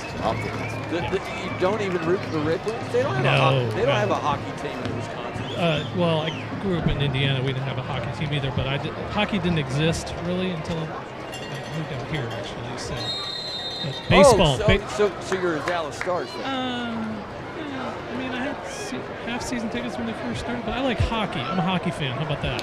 Okay. So you're not into throwing octopuses on the ice. Okay. Plus they're red and white, which is awful. Here's a handoff. Butler. He jukes left, jukes right, back to the middle. Man, he gets 7 or 8 yards every time he touches the ball tonight. He's still going. The Pile got 9. They're only going to give Butler 8. Second down and short. So the baseball team we can talk about all day long. On the carry so for the Yellow wait a Jackets, minute. You don't like 3 of the 4 Detroit teams. Second down 2. Now maybe I'm mistaken. Don't like is an understatement, but go ahead. Do they actually have a Major League Soccer team as well? No, they don't. Okay, so only 4 teams. 4 semi-professional teams in Detroit. He's going to come up here and throw me out before it's over. Two receivers to the left, one to the right. It's second down and short. Play fake. Rhodes back. He looks, throws. Oh, a little miscommunication. He thought his receiver on the edge, Darion Vaughn, was running the go route, and he was running a comeback route. And it was off the fingertips. It might have been 6 had they been on the same page. They haven't been on the same page tonight. But Mr. Douglas and Mr. Rhodes have been on the same page. That was Darion. He just kind of was waiting for it, and he fired it upfield for him, and he had to break on it. He couldn't get to it. It'll be third down and 2. The ball is at the 41. The line of game to 39. Kind of settling down into a bit of a ho-hum part of this first half. 4:34 to go in the half. Rendon in the backfield on this third down play. It's a fake option to him, and Rhodes is going to get it. He got it on second and third effort. Man, that was some hard, tough running by Ty Rhodes. I think he knew he should have pitched, and then he's like, well, if I did this, I better get this first down. Coach Wilson's going to yell at me if I don't get this first down. Yeah, he got after it. So that's a Charles Holden Progressive Insurance first down, and it will take the Sticks to the 37-yard line. First down and 10, 27-0. The Jackets in the lead. They would love to score here late in the first. They will get the football to begin the second half. They're going to go a tight look to the right, one receiver left, 3 to the receiver to the right. Empty backfield. Rhodes is going near side. Now he's going to run. He's inside the 35, still going down to the 32-yard line. And it will be second down. We'll call it 5. I definitely think the Jackets can just keep it on the ground and run this thing all the way down here for a score, maybe. You know, I'm going to lobby for something. He won a touchdown, but Mr. Sylvester has been patiently waiting for his first field goal opportunity of the year. Maybe you do that. Right. We got a flag here. We do have a flag here. And so far tonight, it's not been a penalty mark. And I believe this is going against Memorial. Unsportsmanlike conduct, Denison. Oh, it's against Denison. Against the Jackets. They fooled us. The flag was laying in field. Oh, no, it All right, isn't. golly. I think it's unsportsmanlike. How about the little baseball talk, Pete? I mean, I'm not really into baseball this fall. Yeah, I notice you guys don't talk about it as much this year. What? I don't really understand. Well, I mean, it's look, there's no postseason. There's It's no, awesome. No bombing bombs. There's no senior blow the roof off the stadium down in Arlington. It's kind of horrible. Yeah, it didn't qualify. Huh? That's sad. I will say this: our team up here has won this World Series since your team. True, but we got 4. Oh. Yeah, but they were. No, don't start. Abraham Lincoln was the president when they won. Not Here's true. Rhodes Not getting true. out of jail. He's dancing, looking, throwing right. Whoa, he had Trace Olson wide open, and he uncorked a bomb to it and just overcooked it about a foot. Olson incomplete. Yeah, he is watching these things tonight. Man, I'm telling you. He's feeling good on the break. That's for sure. Steve McCraw said, where's Ty Rhodes and what did you do with him? This is Superman out there throwing those. I mean, these are rockets. Not that he's throwing weak balls. We're not saying that. No. He's thrown great footballs all year long. This is just, man, there's some velocity on these footballs. What's been really nice, too, is the run after the catches. They've been phenomenal. 3:19 to go in the half. 27-0. The Jackets lead. They pretty much own the first half. Bogging down a little bit here after the big penalty. Third down at 19. This is a draw to Butler. He's trying to get to the edge. He does. 45. Luke, he turns it up to the 40. He's still going, and he's drugged down from behind. There is a flag at the 44. That's going to be a hold, and the Jackets will have to back up. You think, Kyle, you're pointing the other way? No, I was saying there was a flag. Oh, okay. That's all. Holding against the Yellow Jackets. That's the infamous wide receiver hold. Steve McCraw said to tell you, Mr. Leon, that technically, until a new champion is crowned, the Rangers remain the defending world champions until North American champions. World champions. The penalty is declined. It's going to be 4th down 11. This is true. I agree with Steve. That is correct. The champions are still the champions until that commissioner's trophy is lifted. Yes, that's right. I agree, but they're not in the tournament. We can all agree on that. And Detroit is. We're going to beat Cleveland tomorrow, and then we play the Yankees and beat them. Well, Pete asked for some time off, but he may be getting a lot of time. Play fake by Rhodes. 4th down play. He's tackled from behind. And the Jackets will turn the ball over. First sack of the night for Rhodes. And he is a little bit slow to get up. That's a little bit scary because last week's quarterback, Lucas Ramona, well, he is technically available tonight, but he had a high, we didn't know this, he had a high ankle sprain on the first series last week. First play, and he played the entire game with a high ankle sprain. And if you've ever heard the old adage, if you've ever had one, sometimes it's better to break the ankle than it is to get that high ankle sprain. It just does not want to heal. He had a long time off is what he did with that injury because he didn't do that night, it stays warm and keep going. Play fake from Wilson, throws it inside to his receiver. Boy, that was a pop.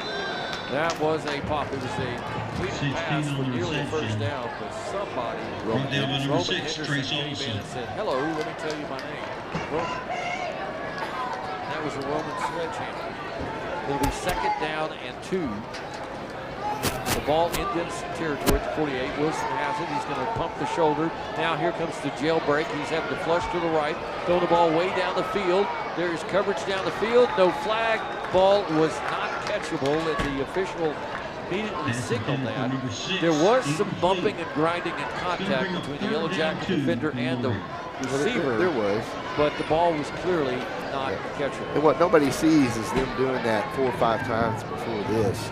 And the ref runs with those guys and sees how they do that. This is the first time we watched the play happen because they throw it to them. They may have been bumping each other all night like that. 2 minutes and 8 seconds remain in the first half. 27-0.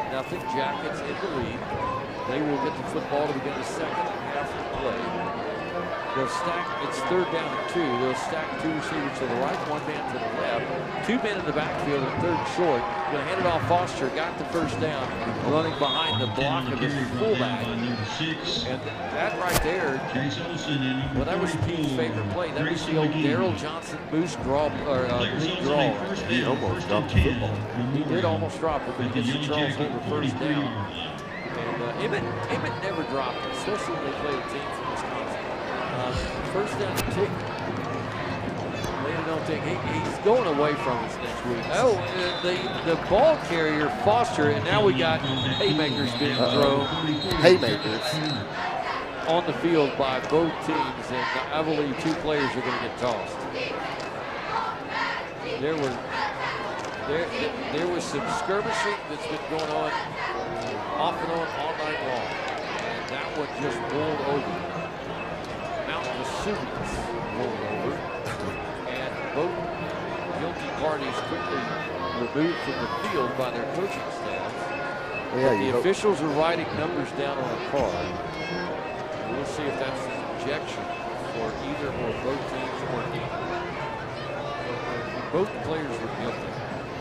It was right in front of our they may have both been guilty, but we only got the penalty.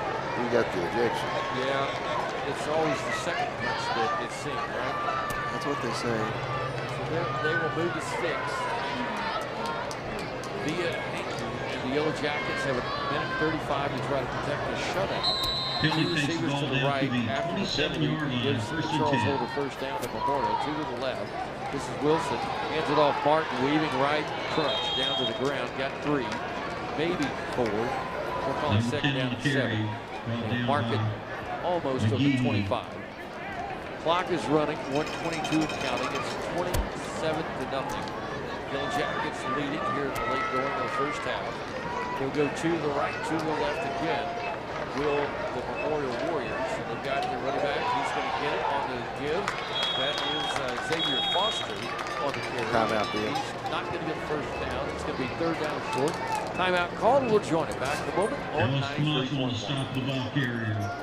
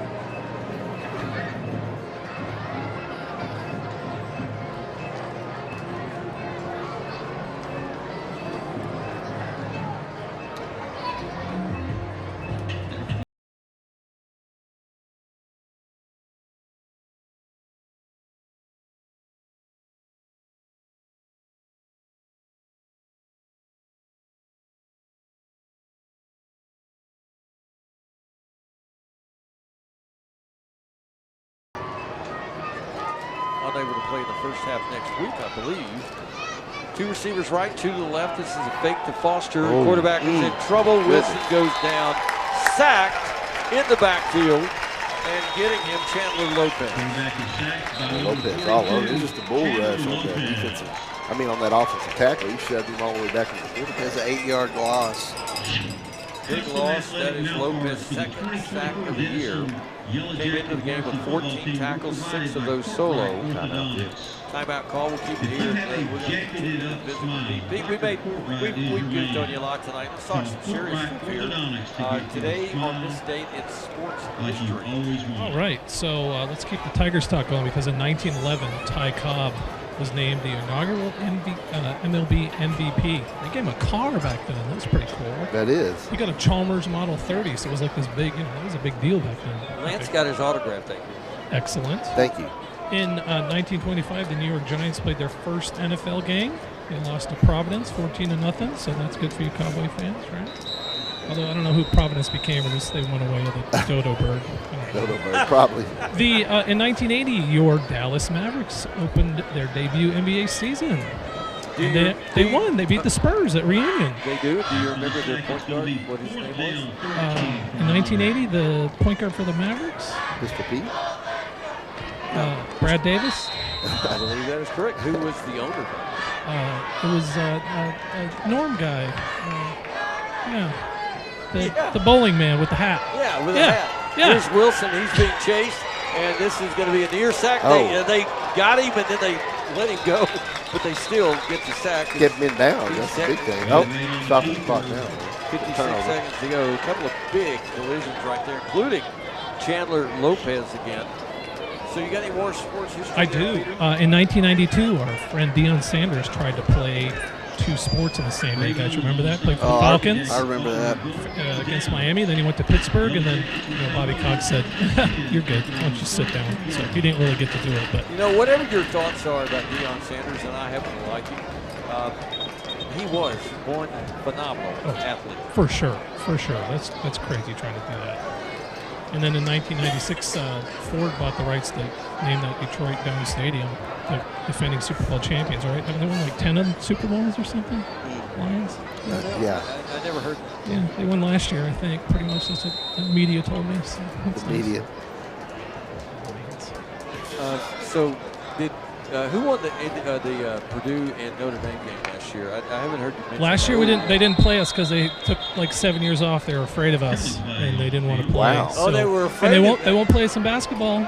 How about you play us in basketball? Well, Notre Dame, come on. I'm pretty sure Judarian Price is not afraid of anybody. But oh, that's true. Hey, we held him outside of that 70-yard touchdown run he had. He only had like 8 yards on his other 7 carries. So yeah, that's a victory. We are awful. Other than that 105-yard kick return 4 years ago. Right. We're the worst defense in college football. Fantastic. 2 receivers left. It was an offsides penalty against Memorial. 47 seconds left. 2 receivers left, 1 to the right. Jackets. I don't know what we're doing here. I don't either. Ty Rhodes is pointing at something to the official. Clock's not running up there. Play clock. Building suspense. I guess so.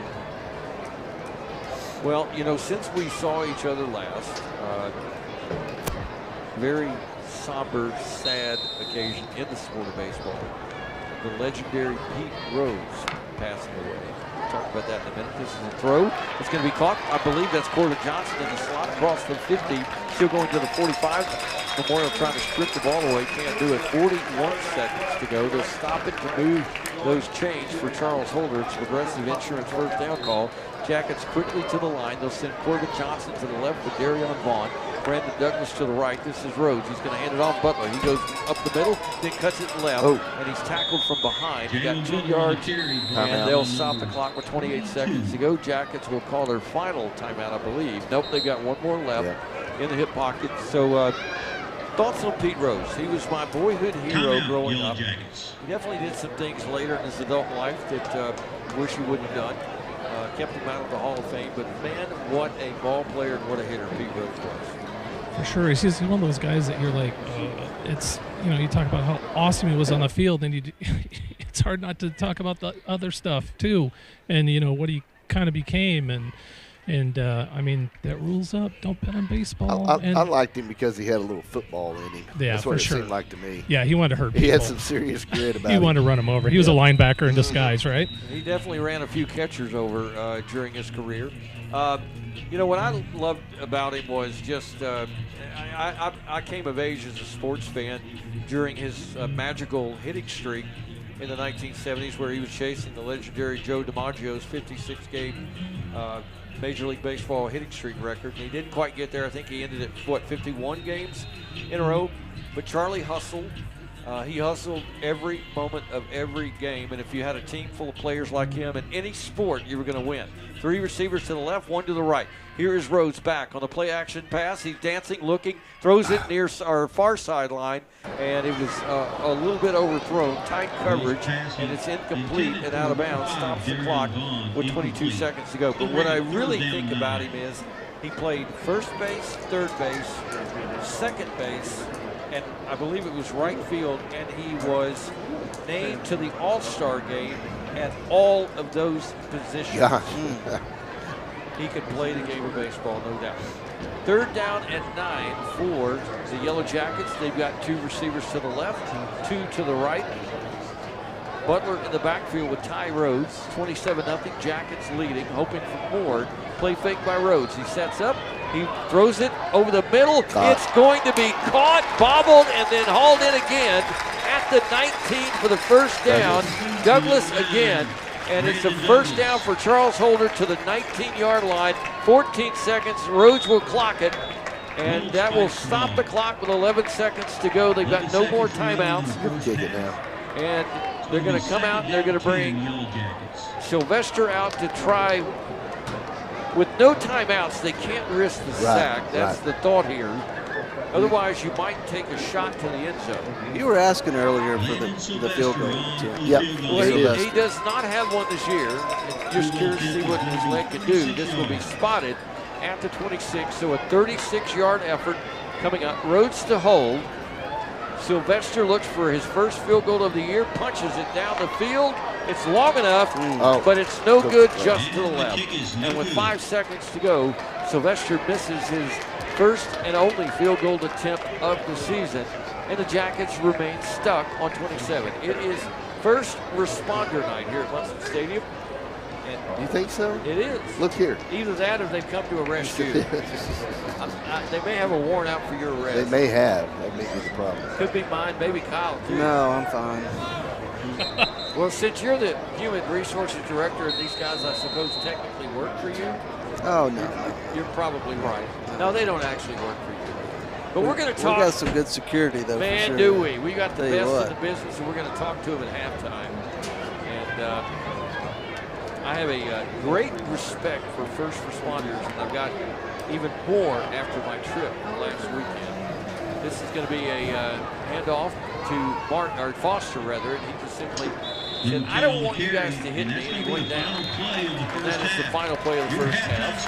And it was all Yellow Jackets, especially early in the half, in the middle part of the half. Kind of got a little sloppy as we got into the later stages of the first quarter. And I'm sure Brent Wilson will fuss about that with Pete Dion. And speaking of Brent Wilson and Pete Dion, take it away, Pete. All right.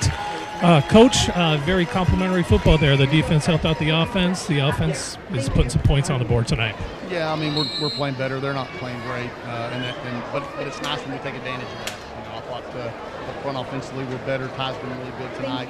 It's nice to have Jalen Butler running like he wants to. And defensively we're tackling really well, which has been when we do that, we're pretty good defense. For sure. I mean, we've made comments all night about how Ty is he's just throwing the ball in there. Yeah, he's finding places where it fits and making good decisions. Brian's helping him a lot. We get a lot of voice cues from the sideline. I'm a little disappointed in the kicking game. We've got that's a concentration game. I mean, everybody has to be ready to work, right? But I will tell you, I'm tickled to death. When you have 1-1, when you get out like this, you got to be excited. Absolutely. Thank you, Coach. Appreciate it. Obviously, a Brent Woodson that is striding for the locker room with some notes to talk to his team about how to improve the second half. Taking Pretty the sure he's field, going to challenge them to go win the second Effective half as they did and last flawless. time out against Walnut Grove. 2025 The difference this time is Diamond. there's a goose egg on the board, but it doesn't belong to the Yellow Jackets. It belongs to Memorial. The Jackets have opened up a big lead at the half, 27-0. We are in our our Texoma Educators Federal Credit Union halftime show. And as is the case every Friday night, tonight's Denison Yellow Jackets halftime show is presented by our good friends just up north of here at Texoma Educators Federal Credit Union in downtown D-Town, sending educators and everyone else, serving educators. Can you tell it's dark and I don't have a light? Serving educators and everyone else with branches in Denison, Durant, and Sherman. We are at the Texoma Educators Federal Credit Union halftime show. And we're going to come back and we're going to do the Grayson Senior Spotlight tonight. This is a special one. And we will be back with that and more. Halftime in D-Town. 27 for the good guys, nothing for the other guys. We're back after this on 93.1. How long do you need? Yeah, you can take what you need, brother. Yeah, three's good. Three's great.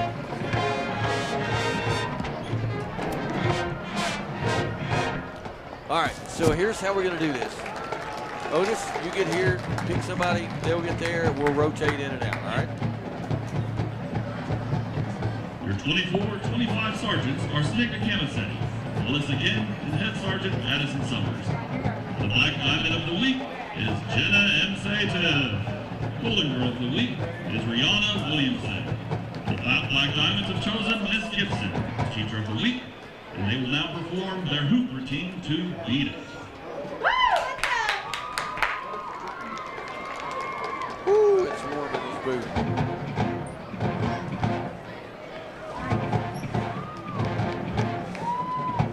Yeah, the vent is not functioning properly apparently. 2 minutes, all right.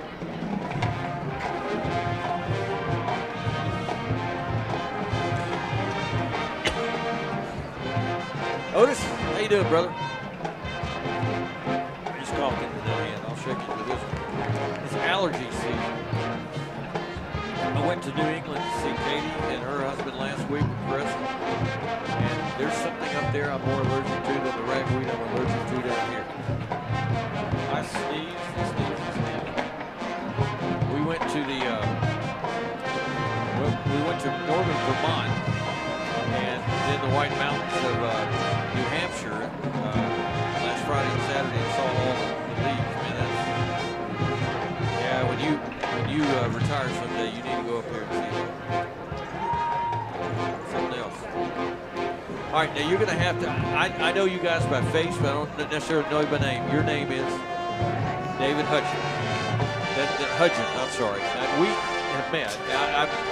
I've got my mind going 3 or 4 different directions right now. I'm sorry. I got a headache too. You know, working with Lance every week, we'll just introduce each other. I'll let you introduce, because I'll butcher the names. Guy, how long are we out? 45, all right. 35, all right. Band is loud, so you're going to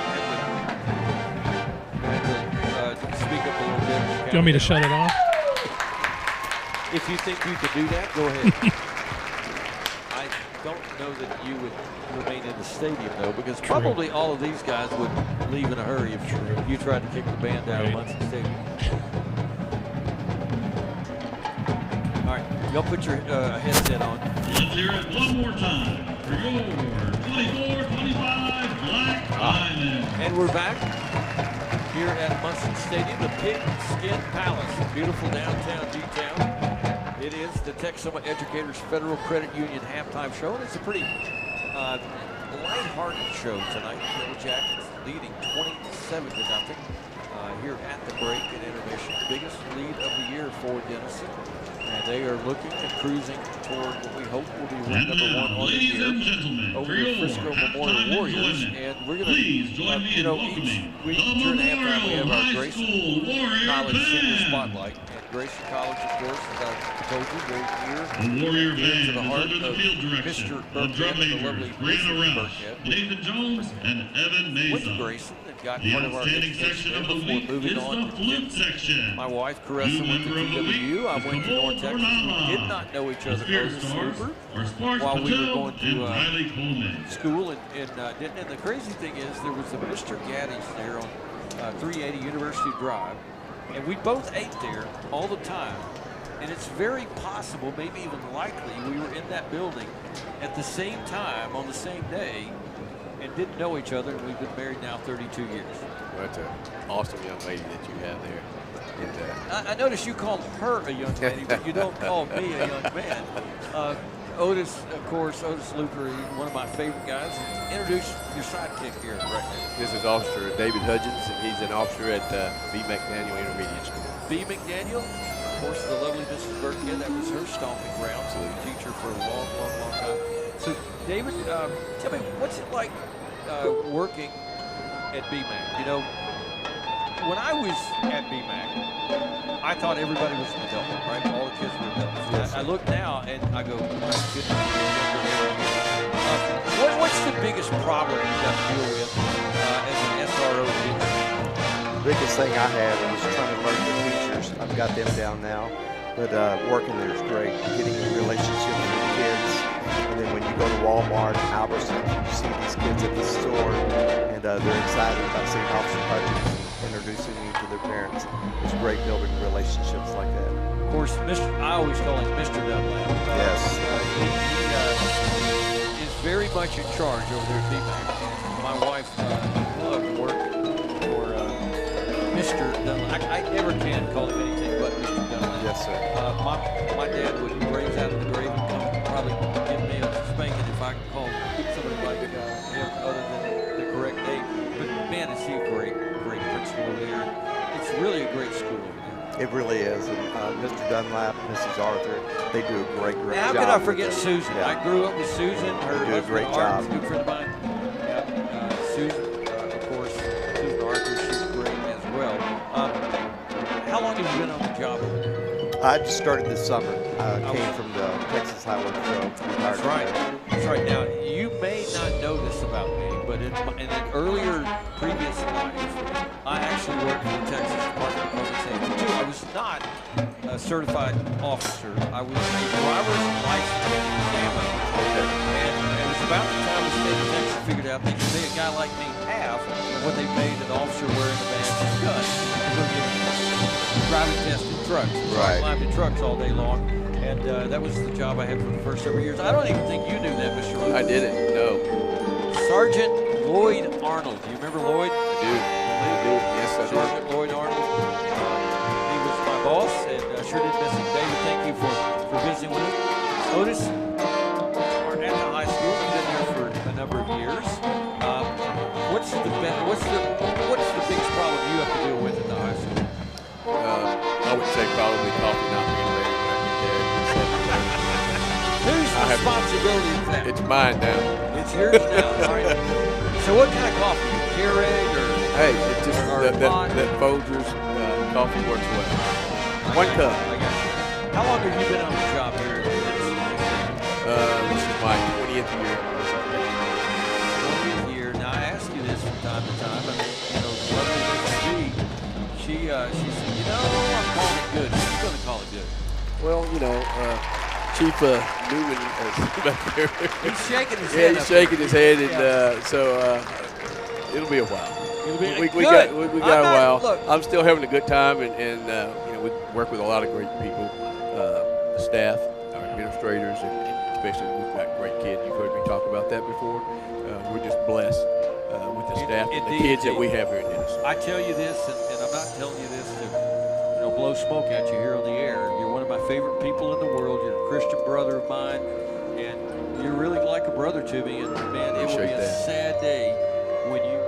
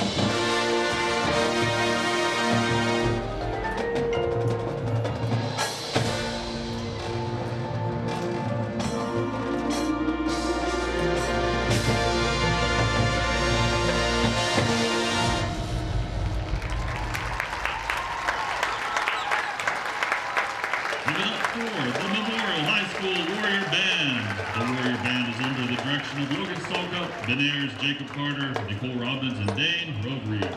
On behalf of the Warrior Band members and staff, we'd like to thank all of our parents and volunteers. The Warrior Band would also like to extend their well wishes to the Denison High School Band and all their endeavors this season. Go Warriors!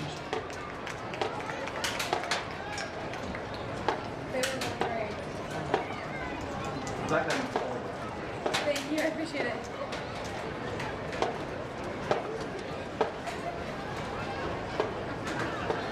And then look at Caucus. Yeah. We'll be all day there. Long weekend. Yeah. Saturday in October. Saturday in October. Please welcome to the field the Denison High School Stingerettes. The Stingerettes are under the direction of Christy Mitchell and Jenna Dormstetter. The social officers of the Stingerettes are Public Relations Chairs Emma Knott and Mira Harris, and the Spirit Chair Leslie Alva. The Stingerettes would like to recognize their Teachers of the Week, Nicole Hawkins, and Coach of the Week, Coach Bigelow. The officers of the Stingerettes are Lieutenants Trinity Williams and Hannah Moody.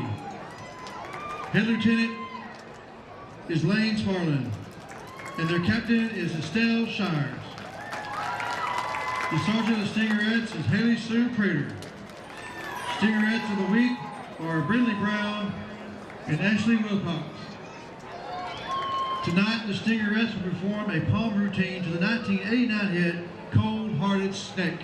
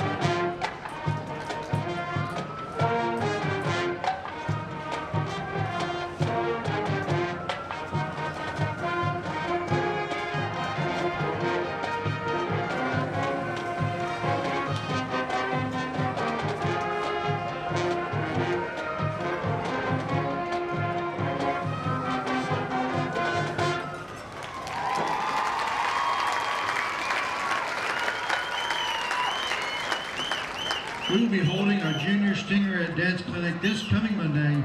Registration is from 8:30 to 9:15 a.m. in the Denison High School Gymnasium. Clinic fee is $40. We invite girls ages 3 to 6th grade to join us.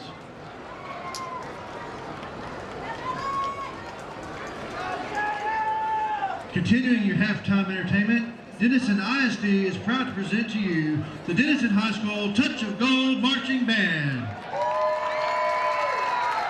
Their program is entitled Breaking Point and features the music of Swan Lake by Tchaikovsky and Chandelier by pop icon Sia. Band member of the week is Senior Loading Crew Chief Costin Hathcock. is senior guard captain Kaylin Wood. Section of the week is the front ensemble section.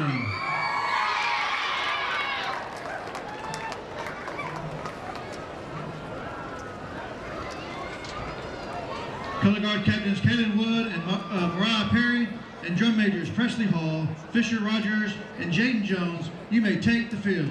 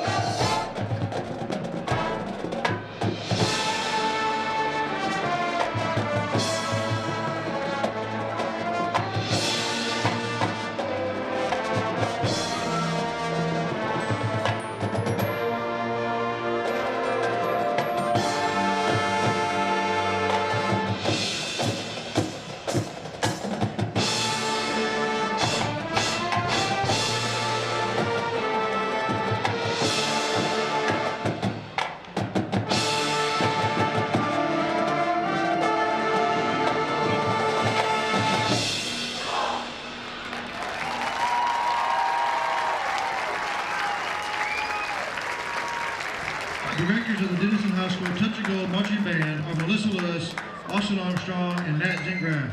Ladies and gentlemen, please give one more round of applause for the Denison High School Touch of Gold Marching Band.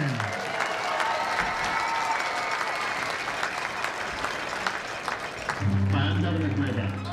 Hi, I'm Coach Joey McGuire from Texas Tech. Hi, I'm Coach Sark with Texas Football. Hi, I'm Coach Floyd Fritz from the University of Houston. Hi, I'm Coach Alfred from Texas A&M.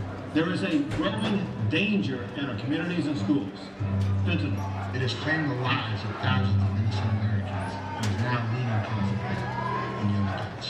One of the best ways to prevent tragic fentanyl deaths is through education. Just one pill kills.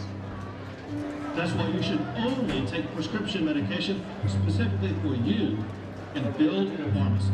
Never take a pill you got from a friend or on social media.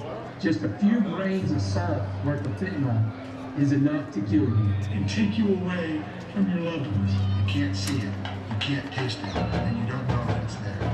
So please, learn about the dangers of this deadly drug. Talk to your parents, your teammates, and remember, what we do today can save a life of someone you know.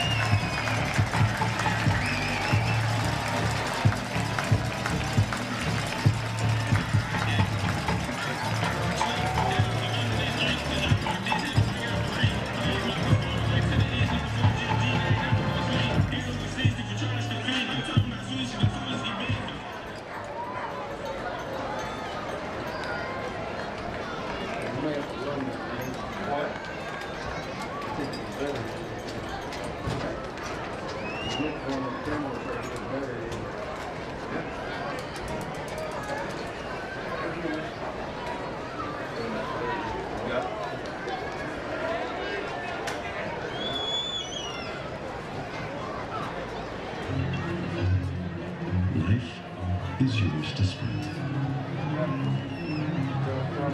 Spend it here. Spend it together. Spend a little now. Spend a lot later. Spend it fearlessly. Spend it faithfully. First United Bank. Spend life wisely.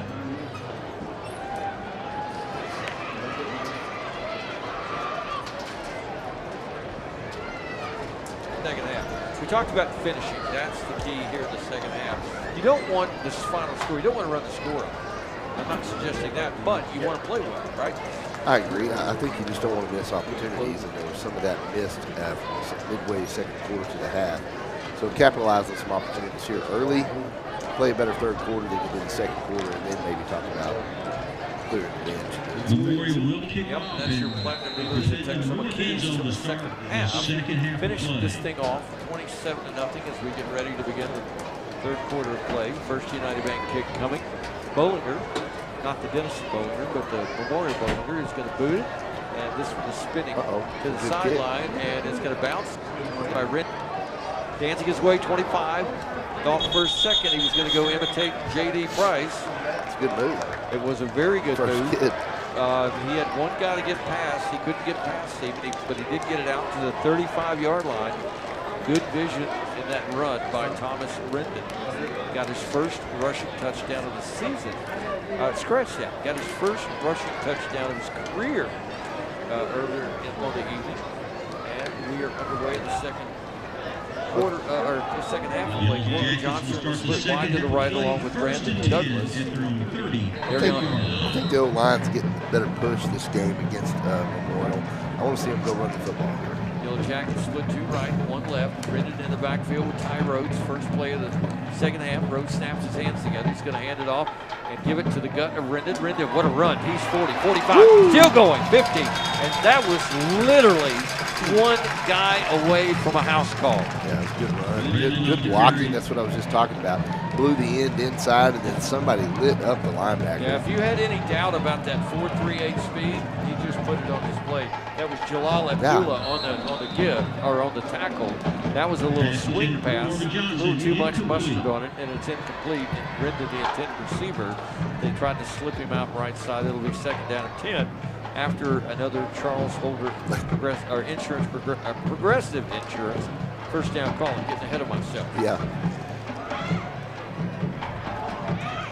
One receiver to the right, one to the left. They're going to flip E-Beans. Easy money, as they call it, from right to left. This is going to be that's going to be a throw to the right side. That's going to be caught. Malik Corbin Johnson has it. And it's going to be enough for another Charles Holder first down to the 30-yard line. Move those sticks. It was a nice thrown ball right there in the soft spot in the zone. Rhodes looking pretty good on some of those throws, kind of in between the hash marks. No doubt. 2 receivers split right, 1 left. They're moving right to left on the radio dial. Handoff, Rendon. There he goes. Up the middle. 20, 15. House call. Stick that one in the end zone. Put it on the scoreboard. Touchdown, Denison. And for the 2nd time tonight, touchdown, Thomas Rendon. You could see that. The line just opened up the hole, and then we know how fast he is. And he was going to get in. You could tell he was going to get in. He took off with the Jets on. That reminded me of that first career touchdown run back in 2018 by Mr. Darian Price. Rendon looked shot out of a cannon right there. Kick nearly blocked. They're crashing that edge hard, but it is up and good. And with 11:10 to go in the 3rd quarter, it's the Thomas Rendon show tonight. At times, it's also the Ty Road show. It's also the defense show. It's the Yellow Jackets showing off 34-0 back after this. Oh, line showing off. We kind of aligned it, maybe probably not. Well, we might name them.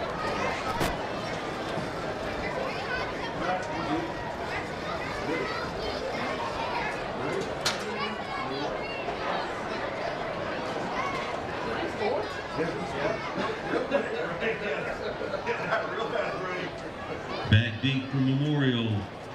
Number 6, Frisco Stadium, A.J. Warren, and number 10, Xavier Foster. It's brought to you by Jeff's Auto Sales. Visit them on the web at jeffsautosalestexas.com. In the 3rd quarter, 50 seconds ran off the clock, 4 plays, 68 yards. Rendon, a 30-yard run. The PAT was good by Sylvester. And your Jackets go up 34-0. 34-0. Landon Sylvester ready to boot the first United Bank kick. Love that music. Love it. It means something good's happened to the Yellow Jackets. Here we go. First United Bank kick. Sylvester gets the signal, approaches the football, bangs it deep, spins it back to the 70-yard line. It's taken there. That's going to be Foster up to the 10, 15. Tackled hard at the 20-yard line. Still actually say he got to the McGehee. Man. Yeah, Bishop, Love it. Bishop McGehee is quite the. He would have been a great player back then. Number 30, the nose for the football dude. I mean, he just crashes in hard. He just finds the football, and then when he gets there, I was talking to Pete a little bit about it today. Try to find somebody. He locks it a lot. Frisco Memorial is not the smallest school in the Frisco ISD. They have 1,464 students, where the last time these two teams got together, almost 1,700. This is going to be a throw out in the flat. It's going to be caught. Warren, I believe, has got it. He's wrestled to the boundary. Goes down short of the marker. It'll be 2nd down about 4. Panther Creek, the new school, Class 4 Division 1. They're the smallest at 1,166. But Memorial is the 11th smallest in that 12 high school Frisco ISD. And they've shrunk over the last several years as these other schools have opened up. It's going to be a handoff. It's going to be nowhere to go. Tackle made at the line or behind the line for a loss. Any ideas who the biggest school in the Frisco ISD is? Xavier Foster on the carry. 2,191. Any idea who's might be next? Down at the 28-yard line. It's 3rd down. You'll get there eventually. 21:59. Try again. What's next? close. Heritage 21-18. All right, try one more time. We'll come back. Here is Wilson. He's going to throw it. It's going to be dropped. He was throwing to the slot. For number 15, Christian And they'll have to punt the incomplete. football away. Just guess Frisco next time. Just say Frisco. So next will be Centennial at 2036, then Lebanon Trail at 2110, Frisco at 2,000 even, and drum roll please. Won't start? You got it, finally. Nice. You give a guy 18,000 chances and he'll finally get one right. 1,955 students. So I passed all of those teams in District 5-5A Division 1. We'll get to the rest of it in a minute. Here's the punt. This is Bollinger. Here comes the rush. He just gets it away. Get away. And the Yellow Jackets will call for the fair catch. And the ball will take a memorial roll. It bounces at the 49, rolls down to the 40, across the 39, and dies at the 37. So you get into Denison's district in District 4-5A Division 2. Emerson is tops for the Frisco schools, 1,763. Liberty next, the team that Denison plays next Thursday night at the Ford Center, 1731. Independence next at 17.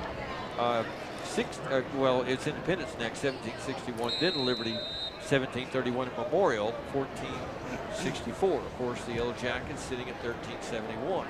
Now Butler's out there. So even Memorial, as small as they are, is still bigger than Denison High School. Means we'll flip from left to right. Receivers left, one right. 34-0. Butler gets the give, weaves right, cuts back left. He's got the middle, still going to the 45, upended near the line. Charles Holder, how about another first down call? 2 flags. Yep, hold it. All right, maybe not. So Frisco, of course, at one point was the fastest growing school district in the state of Texas. Between 2014 and 2016, they grew annually by 3,656 students. Grew by 3,656. That's not far from the population of the Denison ISD. No, not at all. They're not the fastest growing school any longer. I have not discovered what that is. It's no longer listed. First in a long ways. 20. Here is Rhodes, empty backfield. He's going to throw it right. Tom Vaughn tried to sidestep a tackler, can't do it. Got back to the line of scrimmage. You got 10 of it back. We did get 10 of it back. Yellow Jackets, Brett Whitson, of course, his first year, 2021, he was a part of that, or that year, the Yellow Jackets defeated Memorial 43-24 in Brent's first year. And that was the 4th win against no losses. Denison has never lost to Memorial. Looks like that streak will continue. Rhodes dancing right, cuts back to the middle. Push. Got a nice push. They're pushing him forward. There we go. First down. They're going to get the first down. That was, what do they call it? The tush push? It looked like it. It looked like the back. Rugby. It was a rugby scrum. They were pushing everything. They were pushing the hips, the thighs, the tush, the shoulders, anything they could push. They being the offensive linemen. I think Ty was going, hey guys, that's enough. I got the first down. It was a 10-yard rush there. First down and 10, and Charles Holder first down to the 48-yard line. Jackets lead 34-0, 8:22 to go in the third. They would like to continue the shutout and get above the 40-point mark for the first time this season. This is going to be Corbin Johnson in motion, left to right. 2 receivers to the right, 1 left. Rose has got it. Delayed handoff. Butler, big hole. He's 40. He's 30. He's gone. 20, 15, 10, 5. Stick it in the end zone. Put it on the scoreboard. Touchdown Denison.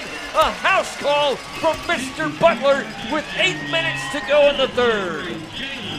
Man, I still can't get over the lanes they're running through. It's great blocking through that whole play. And then, of course, Butler, I mean, my goodness, so quick when he's got open field like that. He's just too dangerous. Yeah, I think you heard us talking about how fast Thomas Rendon was. He said, fellas, I got some wheels too. I can pick them up and put them down, and he did that. No, did he get touched? No. No. What a block to the left side. A little bit of a low snap, almost blocked again. That's one thing they'll work on in practice this week, but the T is good, and with 8 minutes to go in the third quarter. How about 41 for D-Town? Nothing for Frisco Memorial. We're back after this on 93.1.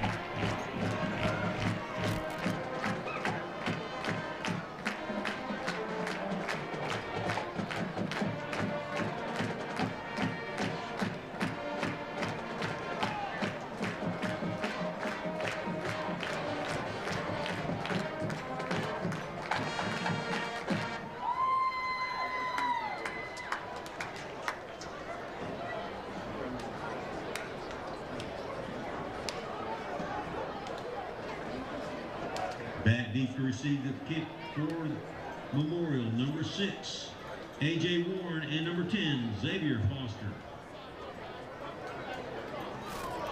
Let's go Isaiah Bond, agent 007, receiver from the transfer from Alabama to Texas. He had a touchdown run, and they clocked his speed at 22.3 miles an hour. And that was a big deal, big national story over that weekend of college football. And I just asked our crew what Mr. Butler ran. We didn't have this information, though. We did not have this information. Well, I'll come back to that. Go to Pete first. Landon Sylvester on the first United Bank kick. It's spinning deep. Foster takes it at the 10. And that's Warren, actually. He's going to go to the middle of the field and disappears on a pile of Jacket jerseys at the 22. And it's 41-0, and I think it's safe to say the Jackets are on their way to win number 1. So I asked, I said, that was some kind of run by Mr. Butler. How fast do you guys think he was running? And I heard, fast from my left, and I heard, fast from the guy immediately to my left. And then somebody on the sideline chimed in. How fast did you say Mr. Butler ran that touchdown run, Pete? 74 miles an hour. Wow. Yeah. So I said 26. I was told there'd be no math tonight, by the way. That's in the contract. I think that 2 of the fastest animals in the world are here, the empty backfield, 3 receivers left, 1 right, sidearm sling by Wilson, out in the flat. Receiver caught it and is still going, not going to get the first down. So the pronghorn antelope in North America runs about 74 miles an hour. The cheetah in Africa, I believe, is a little over 80. So you're saying that Mr. Butler is right up there with 2 of the fastest I got animals the in the lights in my eyes, and I was told there'd be no math, so You're leaving out my mom. 74. When I got in trouble, good Lord, she was quick. 74 miles an hour. This is going to be a sling out. Oh, what a hit. That was, I thought, going to be a double pass, but somebody from Denison lit up the receiver, and he is going to be well short of the first down. So I want you to ask Coach Woodson after the game how fast he thought Mr. Butler ran that touchdown in. He's going to say, I don't care about what speed it was. It mattered that it was 6 points. Yeah. Yeah. Well, he will say that. I'm just curious if he'll go with your 74. I'm on an island on that one, I think. I like it's it. all right. Pete I'm used to it. Pete was pacing him. He was running next to him on the sideline. I was watching right here, standing. I promise you, Jalen's going to get his college scholarship to any college he wants if he runs 74 miles an hour. Oh, what a pick! Intercepted at the 35-yard line on a diving grab. Let's see who came up with the ball for Denison. 31. Guess who? Camacho. Alex Camacho with his second pick of the night. Camacho. Man, what a read, what a running, sliding, diving grab that was. Out of nowhere. And it is a turnover, and the Jackets are in business at the 32. Yeah, Pete, you might want to quit this job and become Jalen Butler's agent. He's going to skip college and go straight to the NFL. All right. Perfect. Wouldn't you like to be the highway patrolman that pulls Pete over and says, sir, do you have any idea how fast you were going? Well, I'll say, no, you're the one with the radar detector. Hand off Thomas Rendon. He said, I can run fast, but the linebacker, Metcalf, one of the Metcalfs, said, no, you can't. Not at the moment. And tackled him for a 1-yard gain. 6:21 to go. How about this, sports fans? 41-0. The Jackets shutting out Memorial. If they can hang on, it would be their first shutout since a 42-0 shutout to open the 2023 season against the Bearcats in the Battle of the Axe. It would also be their first win of the season, and it will be a false start against the Yellow Jackets. And I believe Brandon Douglas might be he's got his hands over his ears like he's holding his hands over his ear holes, because I think somebody from the coaching staff is telling him, wrong snap count, my friend. Third down after the mark-off, 5:51 and counting. That's one of the few things all season Brandon Douglas may not have done right. He's definitely one of the stars of the season. Rendon sweeping left side, cuts it back to the middle, got across the 30, down across the 25, and then wave him down at the 23, and it'll be 4th down. So do you give Mr. Sylvester another chance, or is it 4-down territory? I think it's 4-down territory, but it looks like 3rd down right now, not 4. Correct. As Pete said, I was told there would be no match. There you go. Anna Kyles, 28. Frisco Emerson, 24. Whoa, barn burner going. Midway through the 3rd.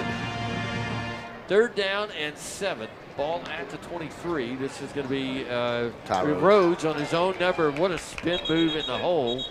They blow the whistle quickly, but they never brought him down. Why did they blow the whistle? I don't know. Maybe there was something. It was a flag, perhaps. No. No, I'll go ask the line judge here. What are you doing? What are you doing? Go ask him. I double dog dare you to go ask the line judge. I'm not going to get a sports league penalty on me. No, sir. No, sir. Heard your stories. Oh, we're going to kick. All right. All right. Sylvester missed his earlier attempt from 36 yards. 39 right here. Yep. This will be a 39-yarder from the left hash. The kick will be going right to left. Ty Rhodes to hold. Barry on Vaughn to snap. Snap is back. Hold is down. Kick is up on the way, and it's no good. To the left. Yeah, he pulled it again. Man. Yeah, the leg. 0 for 2. It was plenty long enough. Just had a little too much sidewinding action to it. And the Yellow Jackets will turn the ball over on downs at the 4:16 mark of the 3rd quarter, leading 41-0. Jackets, I think it is all but assured that's the word I was looking for at the moment. They're going to get win number 1 on the year. First win in district play. But they want to finish well. They want to carry this thing all the way to the end. They want to get some backups in. This is going to be a handoff. It's going to be Foster. Oh. Nowhere to go. Tackled for a loss. Is that McGehee? McGehee was on the inside, but the outside punch right there was Cannon? Sanders. Big hit. Sanders. Lynn, you had mentioned the trouble that Memorial has rushing the ball. Tonight, rushing, they've got 8 yards. Wow. Well, they've had a lot of trouble offensively off and on this year. By the way, Melissa put 710 yards of offense up on them last week.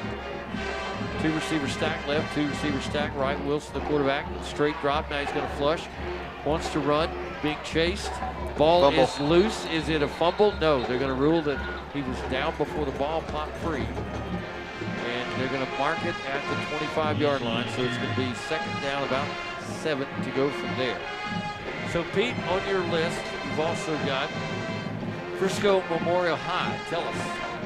Yeah, just this school opened up in 2018, 2019. It was their 10th high school. It was supposed to open up the year before that, but it got delayed due to budget cuts down there in the Frisco ISD.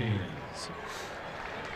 It did indeed get delayed. The opening was supposed to be earlier. They also picked the name Memorial for kind of the same reason. A shovel pass underneath. Goodness. That is going to be enough for a first down. That's going to be a Charles Holder first down. Not sure, was that 1 that caught that ball? 5. Nope, not 16. 1. There it is. I just saw 1 number. Let's see here. That is Josiah Vane on the catch. And it's Charles Holder first down. So the name Memorial High School, something akin to the reason we talked to first responders. This is Wilson dancing. He's in trouble. Flushing near side, still running, looking. Here comes the heat. McGehee gets there. It's going to be caught. Oh, he could not stay in bounds. He could not stay in bounds, or the shutout was over with. Sure was. Somebody got free. As our old buddy Chad Rogers used to say, somebody was peeking in the backfield in that defensive secondary. They saw the quarterback, and they thought he was going to run. They were coming up for run support. That left the receiver all by his lonesome, and he said, no, not going to do that. This is going to be that's another first down. Handoff inside. That is going to be back to the original running back, Beckett Martin. They had gone away from him early on. He's going to pick up 2 or 3 yards. Pete, why did they name it Memorial High School? So they named it in honor of those who serve others. So it's not just veterans of the U.S. Armed Forces, but police officers, firefighters, and first responders. Very apropos for tonight. Sure is. Indeed. Second down, we'll call it 6. Let's see if they hand off, or no, it's play fake. Oh. To the end zone. Oh. And the ball is tipped away. There's a flag. Boy. It's going to be pass interference. I disagree with that, too. The ball actually hit the guy in the hands. This was a good play. And then the good defensive play. That's what I say. Well, we're going to look at the YJTV replay. They do a great job with those. And it is pass interference. You know, I will say this. I don't like to ever identify the person the flag was thrown against on the radio. But when you turn away from the receiver and you do that emphatic incomplete sign, it never works out for you. It never works out. You always got to turn around and make sure there's no hanky laid on the ground. Right. It will be a 1st and goal down to the 9-yard line. No replay. 1st and goal at the 9. Can the Jacket D maintain the shutout? 1:20 to go in the 3rd. Wilson, the quarterback, he's going to give it to Martin. Weaving forward. Got a yard, maybe 2. Late flag thrown into the scrum. 2 late flags thrown into the scrum. The quarterback, Wilson, is saying, throw another one and throw somebody out. I didn't see anything going on in there. What did I miss? I saw a yellow jacket flying. I saw somebody whacking late. Here's the call. Dead ball, personal foul. Offense. Okay. And that will move them back 15 yards. Well, now it just opens up the pass back for them. I kind of like it when they get down there close because the Yellow Jackets have been able to stop them because they just don't run the football that well. And now they've opened back up and they can throw the football here. A little screen pass or something like that. That's full the Jackets got. Who was it? 3 times tonight. In the same end of the field several years ago, Naturian Johnson. Day-Day picked the ball off near the goal line and ran it back, 103 yards? 104. 104 yards. The touchdown. How about something like that here? 3 receivers left, 1 right. Martin in the backfield with Wilson, the quarterback. 101 and counting in the 3rd quarter. Martin will leave the backfield. Wilson is looking his way now. He's going to throw it over the middle. It's going to be incomplete. And it will be 3rd down and long after that one. That was nearly the hit of the game from the Yellow Jackets. Oh, if that kid catches it, he's going to get level. Coming over the top. He almost knocked that young man into next week. Clock stops on the incomplete. 53 seconds to go in the 3rd quarter. 41-0. Jackets in the lead. They've scored twice here in the 3rd quarter. Can they keep Memorial off the board? 2 receivers right, 2 left. Wilson, the quarterback, has it. Here comes the heat. He's flushed to the right side, and he's going to be hit as he throws. It's picked off. Picked off at the 1-yard line. That's Trace Olson 10. Trace Olson 15. Flag on the play. 20, 25, 30. He's still running 50. He's still running 40. Finally tracked down from behind at the 34-yard line. They're going to call it back on a blocking infraction. The interception will count. Most of the return yards will not. No. Great run. Goodness. That was almost a little Babe Ruth calling your shot there, right? You called it, yeah. That will be the 4th interception of the night. That's right, 4th. And the 1st of the year for Trace Olson. See where they mark this back to. That was one of those flags that, well, it probably went as far as any forward pass has tonight. How far do you think that hanky flew in the air? Oh, man. How fast did it go? Yeah, 74 feet. All right, no 74 miles an hour on that throw. That was a knuckleball on that one, huh? That's what you're saying. Who do you like in the World Series, Pete? Tigers. You knew that was coming. Detroit. On fire. We've been playing great since August. You don't think it would be great to see the Yankees in the Mets? No, we're going to take them out. We're going to make everybody mad in the ALCS. Take them out. We'll see again in 2 weeks. Butler may go a It's gonna long be- ways It's going to here. be Butler. He Nope. has got, hopefully, he can get out of the end zone. He got out.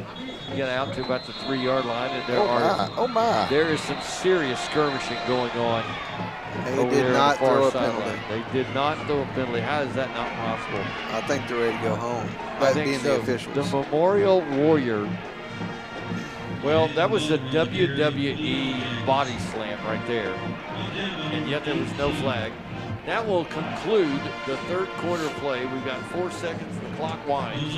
We've hit triple zeros after 3. It has been all Denison. 41-0 as we head to Jacket quarter. Jackets are 12 minutes away from win number 1. We're going to have fun. We're back after this on 93.1.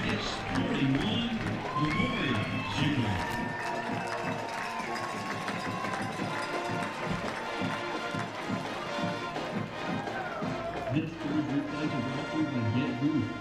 You gotta get roof.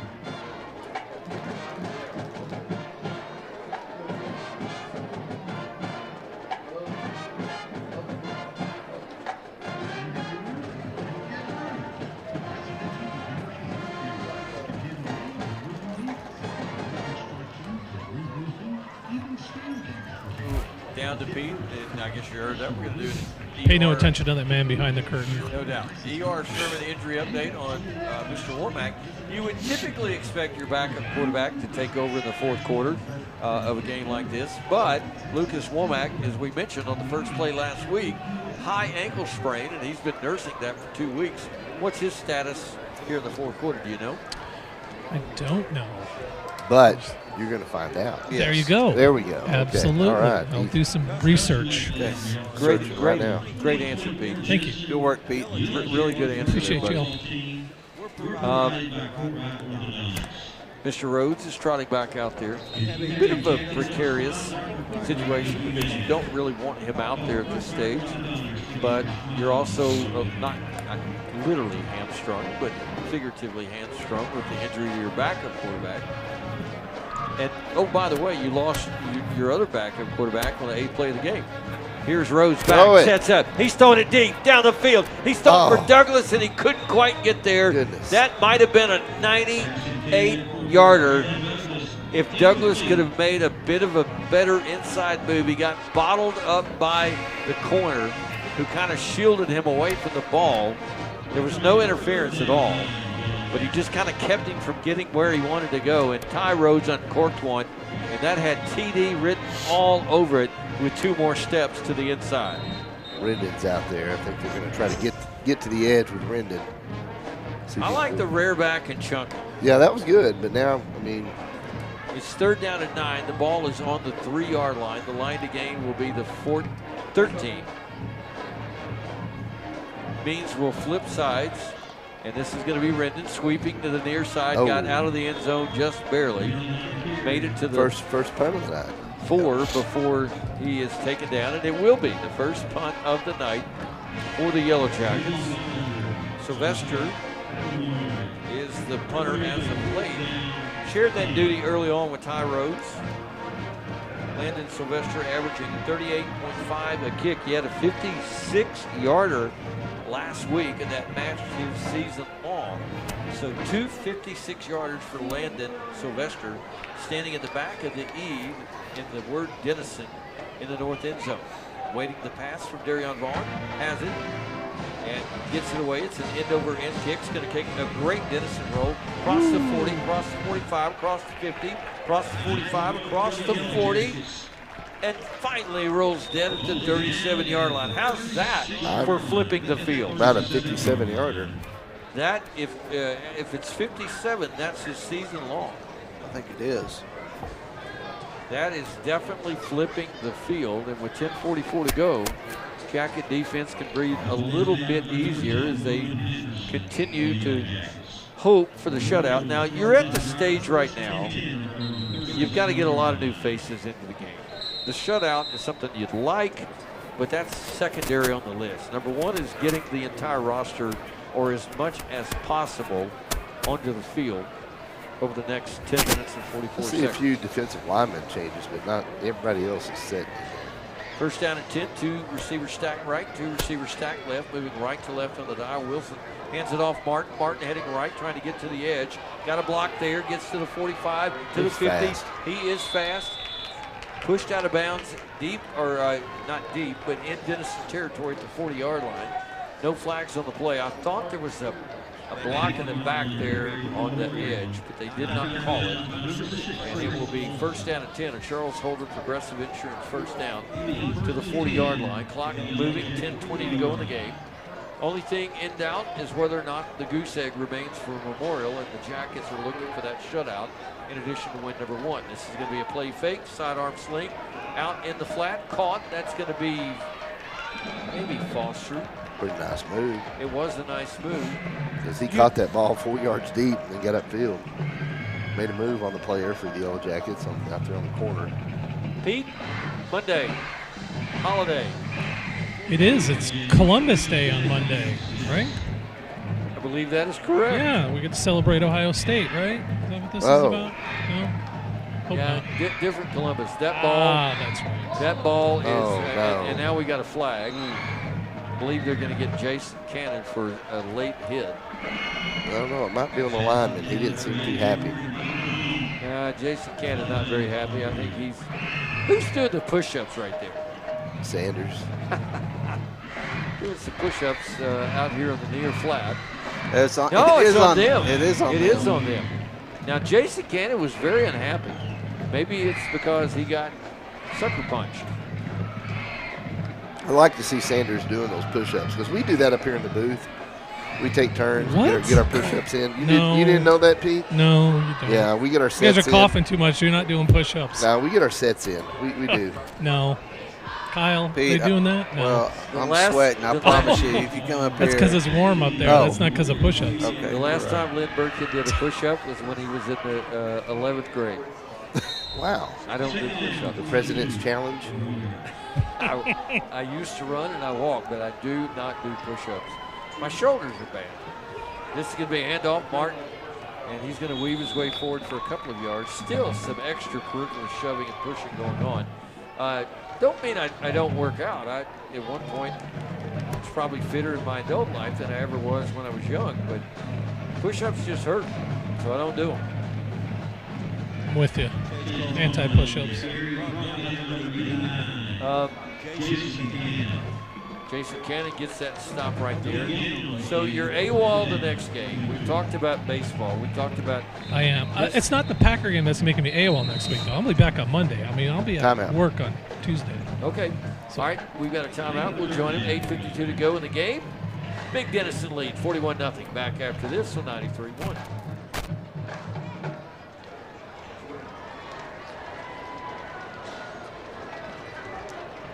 Timeout, Memorial.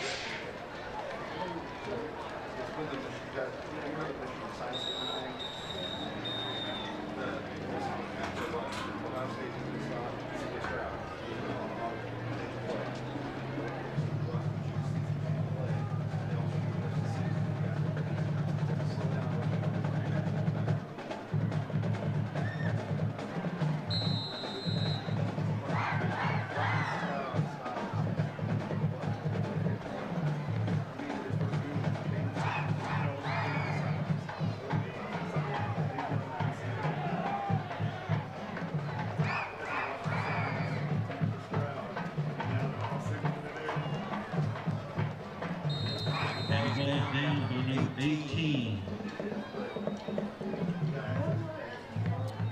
Jose Ramos for Memorial. At the Yellow Jacket 20-yard line. First and 10, Yellow Jackets.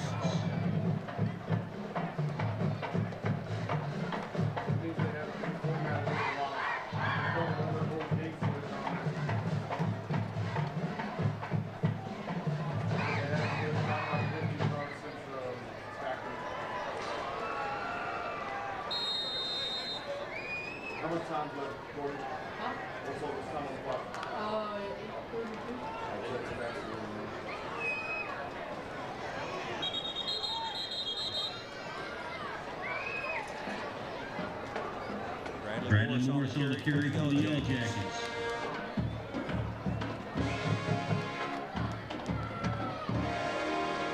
Loss of 1 on the plays. He'll bring up 2nd down, 11.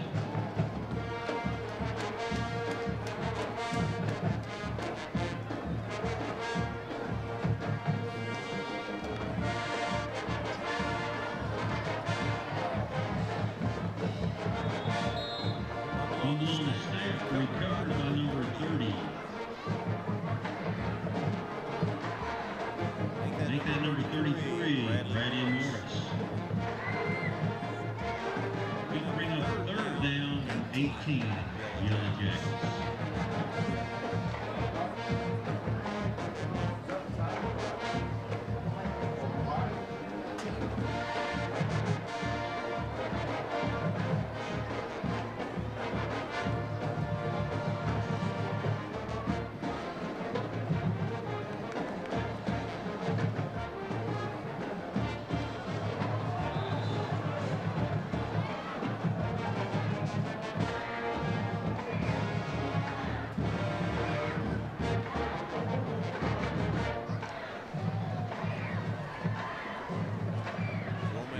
Pass intended for number 9. Brandon Douglas incomplete. Bring up 4th down.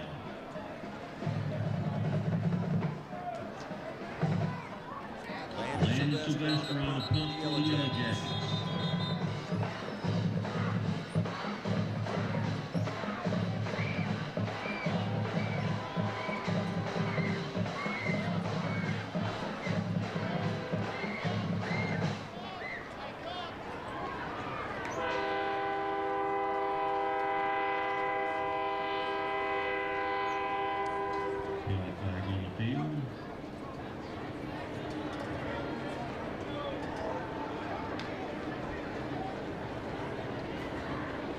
Personal foul, Yellow Jackets takes the ball back to the 6-yard line.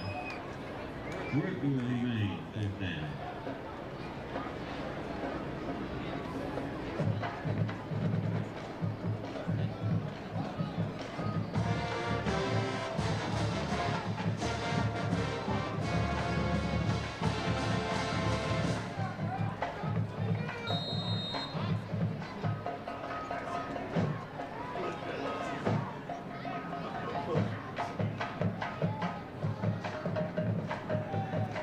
Whitewashing last year, Sherman. Here is Sylvester. He's going to run, and he is going to get sidestep down the edge, and he was nowhere near what he needed to get. And the Jackets are going to turn the ball over at the 9-yard line. Pete, after that, did you have any more birthdays? I do. Eleanor Rigby Roosevelt was born in 1884. That was one of those things where I think Sylvester had a green light if he saw the lane there, and he just kept drifting right, doing the rugby-style kick, and he just kept going further. And every step he took, I think he thought, I can do this. I can do it. I can do it. I think I can. Looked like me in a video game. I'm getting smashed. I'm like, oh, I'm just going to go for it here. EA football, you get smashed in I get around in EA football. Yeah. Handoff, this is going to be Martin weaving right, then back to the left. Thought he fumbled for a moment. They got to the 5, or 6 rather. It'll be 2nd to go here.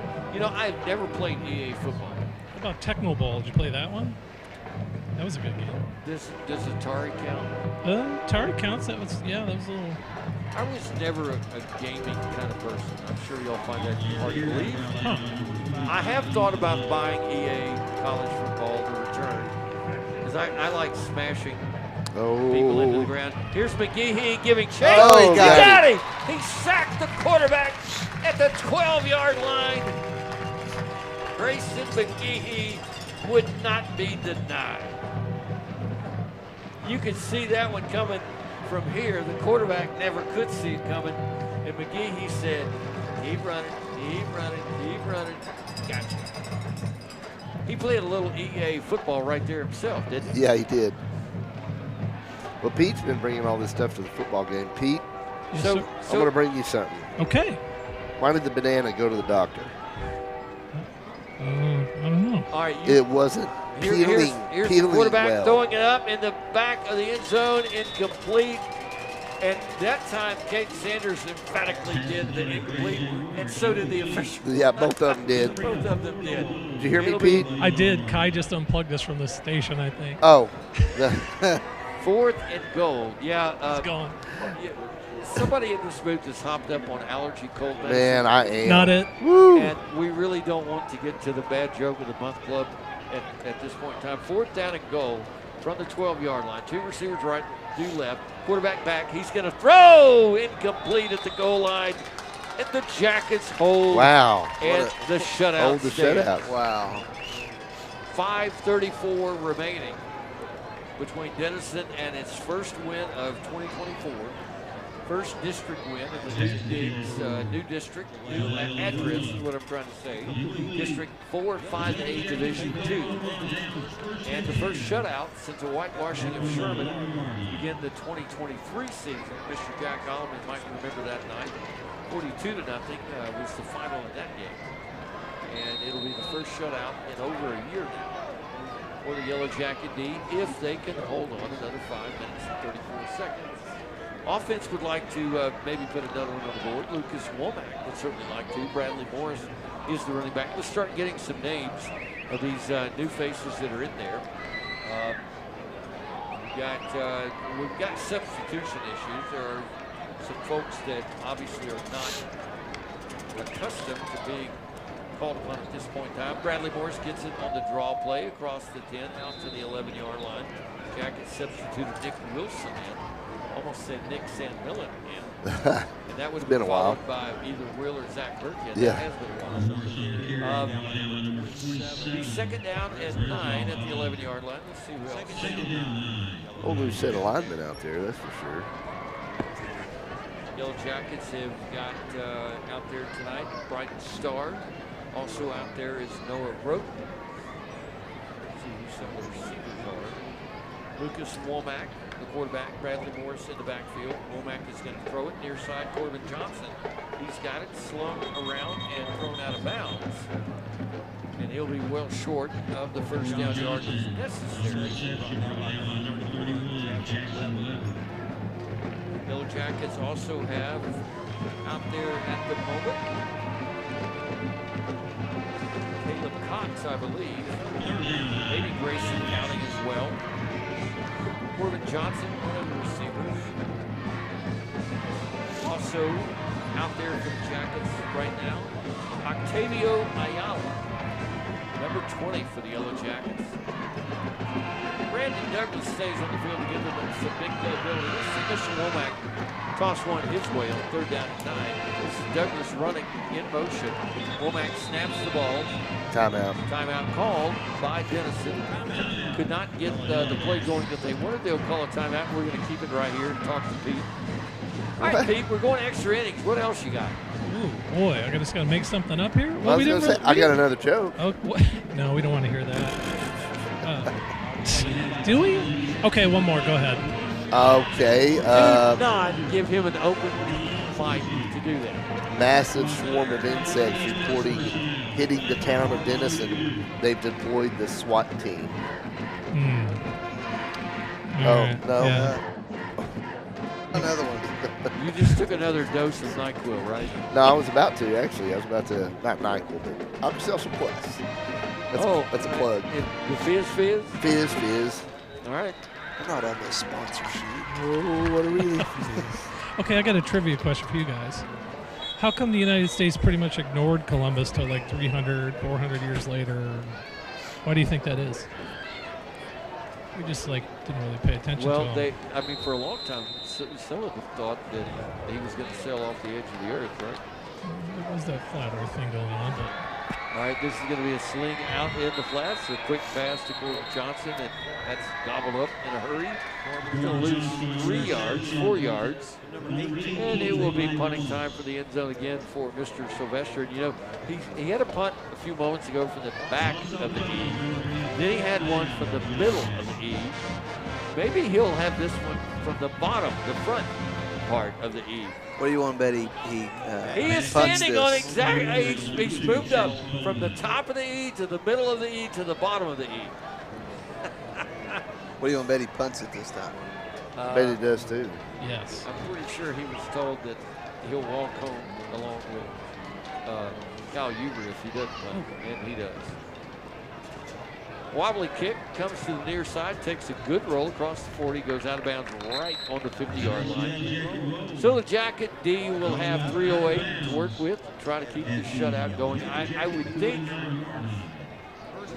this time, if they get to a fourth down deep, they might kick the field goal to break the shutout. I don't think the Jackets are going to let them get a first down. Jackets How's will that? have, by the way, the Jackets will have a short week before the next football game. They will, they're playing Frisco Memorial tonight. They will play Frisco Liberty next Thursday night from the Ford Center. And who can ever forget that epic clash between Denison and Frisco Liberty? Keldrick Luster, the quarterback for Liberty. Jackets led big, and he single-handedly brought Liberty back.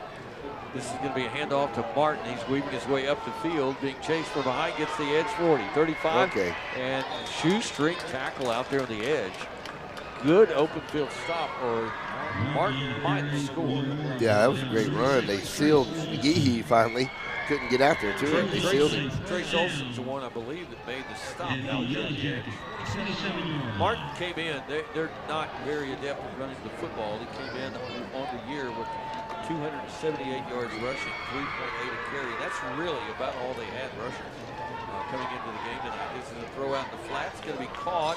Tackle made immediately. That, by the way, that was a Charles Holder first down run by Martin on the previous play. That'll be a almost a 5-yard gain. Second down coming up.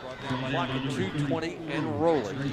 Denison about to become victorious for the first time in 2024. This is a handoff. Martin again runs into his own guy, bounces right. And he's tackled inside the 20, a red zone penetration. Goes down around the 16 or 17-yard line. Still some skirmishing going on at the bottom of the pile. And it'll be third down, I believe. Or will it be a first? It'll be a first down, maybe. The final Charles Holder Progressive Insurance first down call of the night. Minute 51. Minute 51. 45. Ball is at the 17-yard line in a 41-0 Denison lead. The Oh, ball is on the that's turf. gonna help. Jackets giving That's chase. gonna help. They're going to pick it up, and we've got a scoop 6 maybe. 50, 40, a foot race 30, to the 20, the 15, the 10, the 5. Yes, sir. Sting it in the end zone. Put it on the scoreboard. A scoop and score by Corbin Johnson with 1:26 remaining in the game. And the shutout lives as the Denison Yellow Jackets have a defensive score tonight. What a night defensively, the 5th turnover of the evening. And Corbin Johnson house calls that one. Picked him up, put him down, didn't he? He did, no doubt about it. And the PAT attempt, have a whistle, not sure why. There's no review of that, like there might be in college football. Now they will wind things and blow the whistle, and Landon Silvestri had one blocked earlier tonight, but he's been perfect otherwise, and he is again. How about 48 for Denison?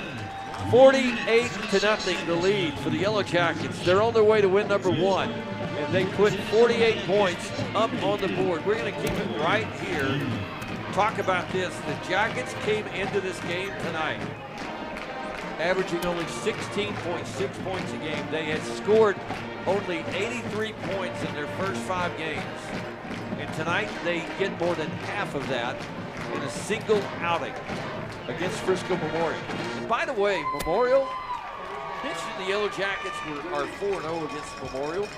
Let's talk about what those 4 were, as the Yellow Jackets have never lost to Memorial, and they come in tonight. Got to find where I've got that. There it is. They come in tonight after defeating Memorial 59-14 in 2018. 28-21 and 19, 42-26 and 20, and in 2021, 43-24 in the final time these two teams met. And guess who the starting running back was all 4 of those games? Some fellow wearing number 24 who plays for the Notre Dame Fighting Irish, Pete Dion's favorite team. No. They better be your favorite team when they're not playing in Purdue. Oh, that's right. They're not playing Purdue, are they? Yellow Jackets got 515 yards of offense in 2018. They got 447 in 2019. First United Bank kick from Landon Sylvester about to come with 1 minute 26 seconds remaining, and he's tired. This one doesn't sail as far. It's going to be caught on the fly backwards at the 15 as the return man retreated, and he's going to be tackled around the 25-yard line, maybe the 26. So they got 486 yards rushing in 2018. They got 515 yards of offense. Price had 150 on 12 carries in that 2018 game. In 2019, 447 yards of offense, including 323 on the ground. Price with 148 rushing. In 2020, the COVID-19 year, 414 yards of total O, 238 on the ground. Price 175 yards rushing. And then in 2021, Price only 100 yards rushing that night, only 395 yards of total offense for Denison. But it started off with a bang and it just kept going. 105-yard opening kickoff return by Jadarian Price to open the scoring that night. And the Jackets, they're well over 400 yards of offense tonight, maybe even closing in near 500. We'll check the final numbers before it's all said and done. A low snap. The backup quarterback is going to throw it, and it's incomplete. And it will stop the clock with 1:13 to go. Gavin Stites, 6 foot, 190-pound senior in relief now. 3 of 7 coming in. Only one complete pass for -1 yards. And he will still be looking for some positive passing yardage after that one. Second down at 10, 51 seconds, the clock running. They're going to hand it off inside. Jackets will make the tackle near the 31, 32-yard line. And McGehee right there to provide what may be the final exclamation point. Play clock just inside of 40, the game clock at 36. So that can be, if Memorial chooses, the final play of the game. I think they're going to do just that. And I think, nope, they're going to run one more play. Just sent something in. 25 seconds to go on the game clock, 31 on the play clock. A receiver, 2 receivers to the right, 2 to the left. Gavin Stites, along with Kevon Jackson, the running back. Or is that Martin? I believe that's still Beckett Martin.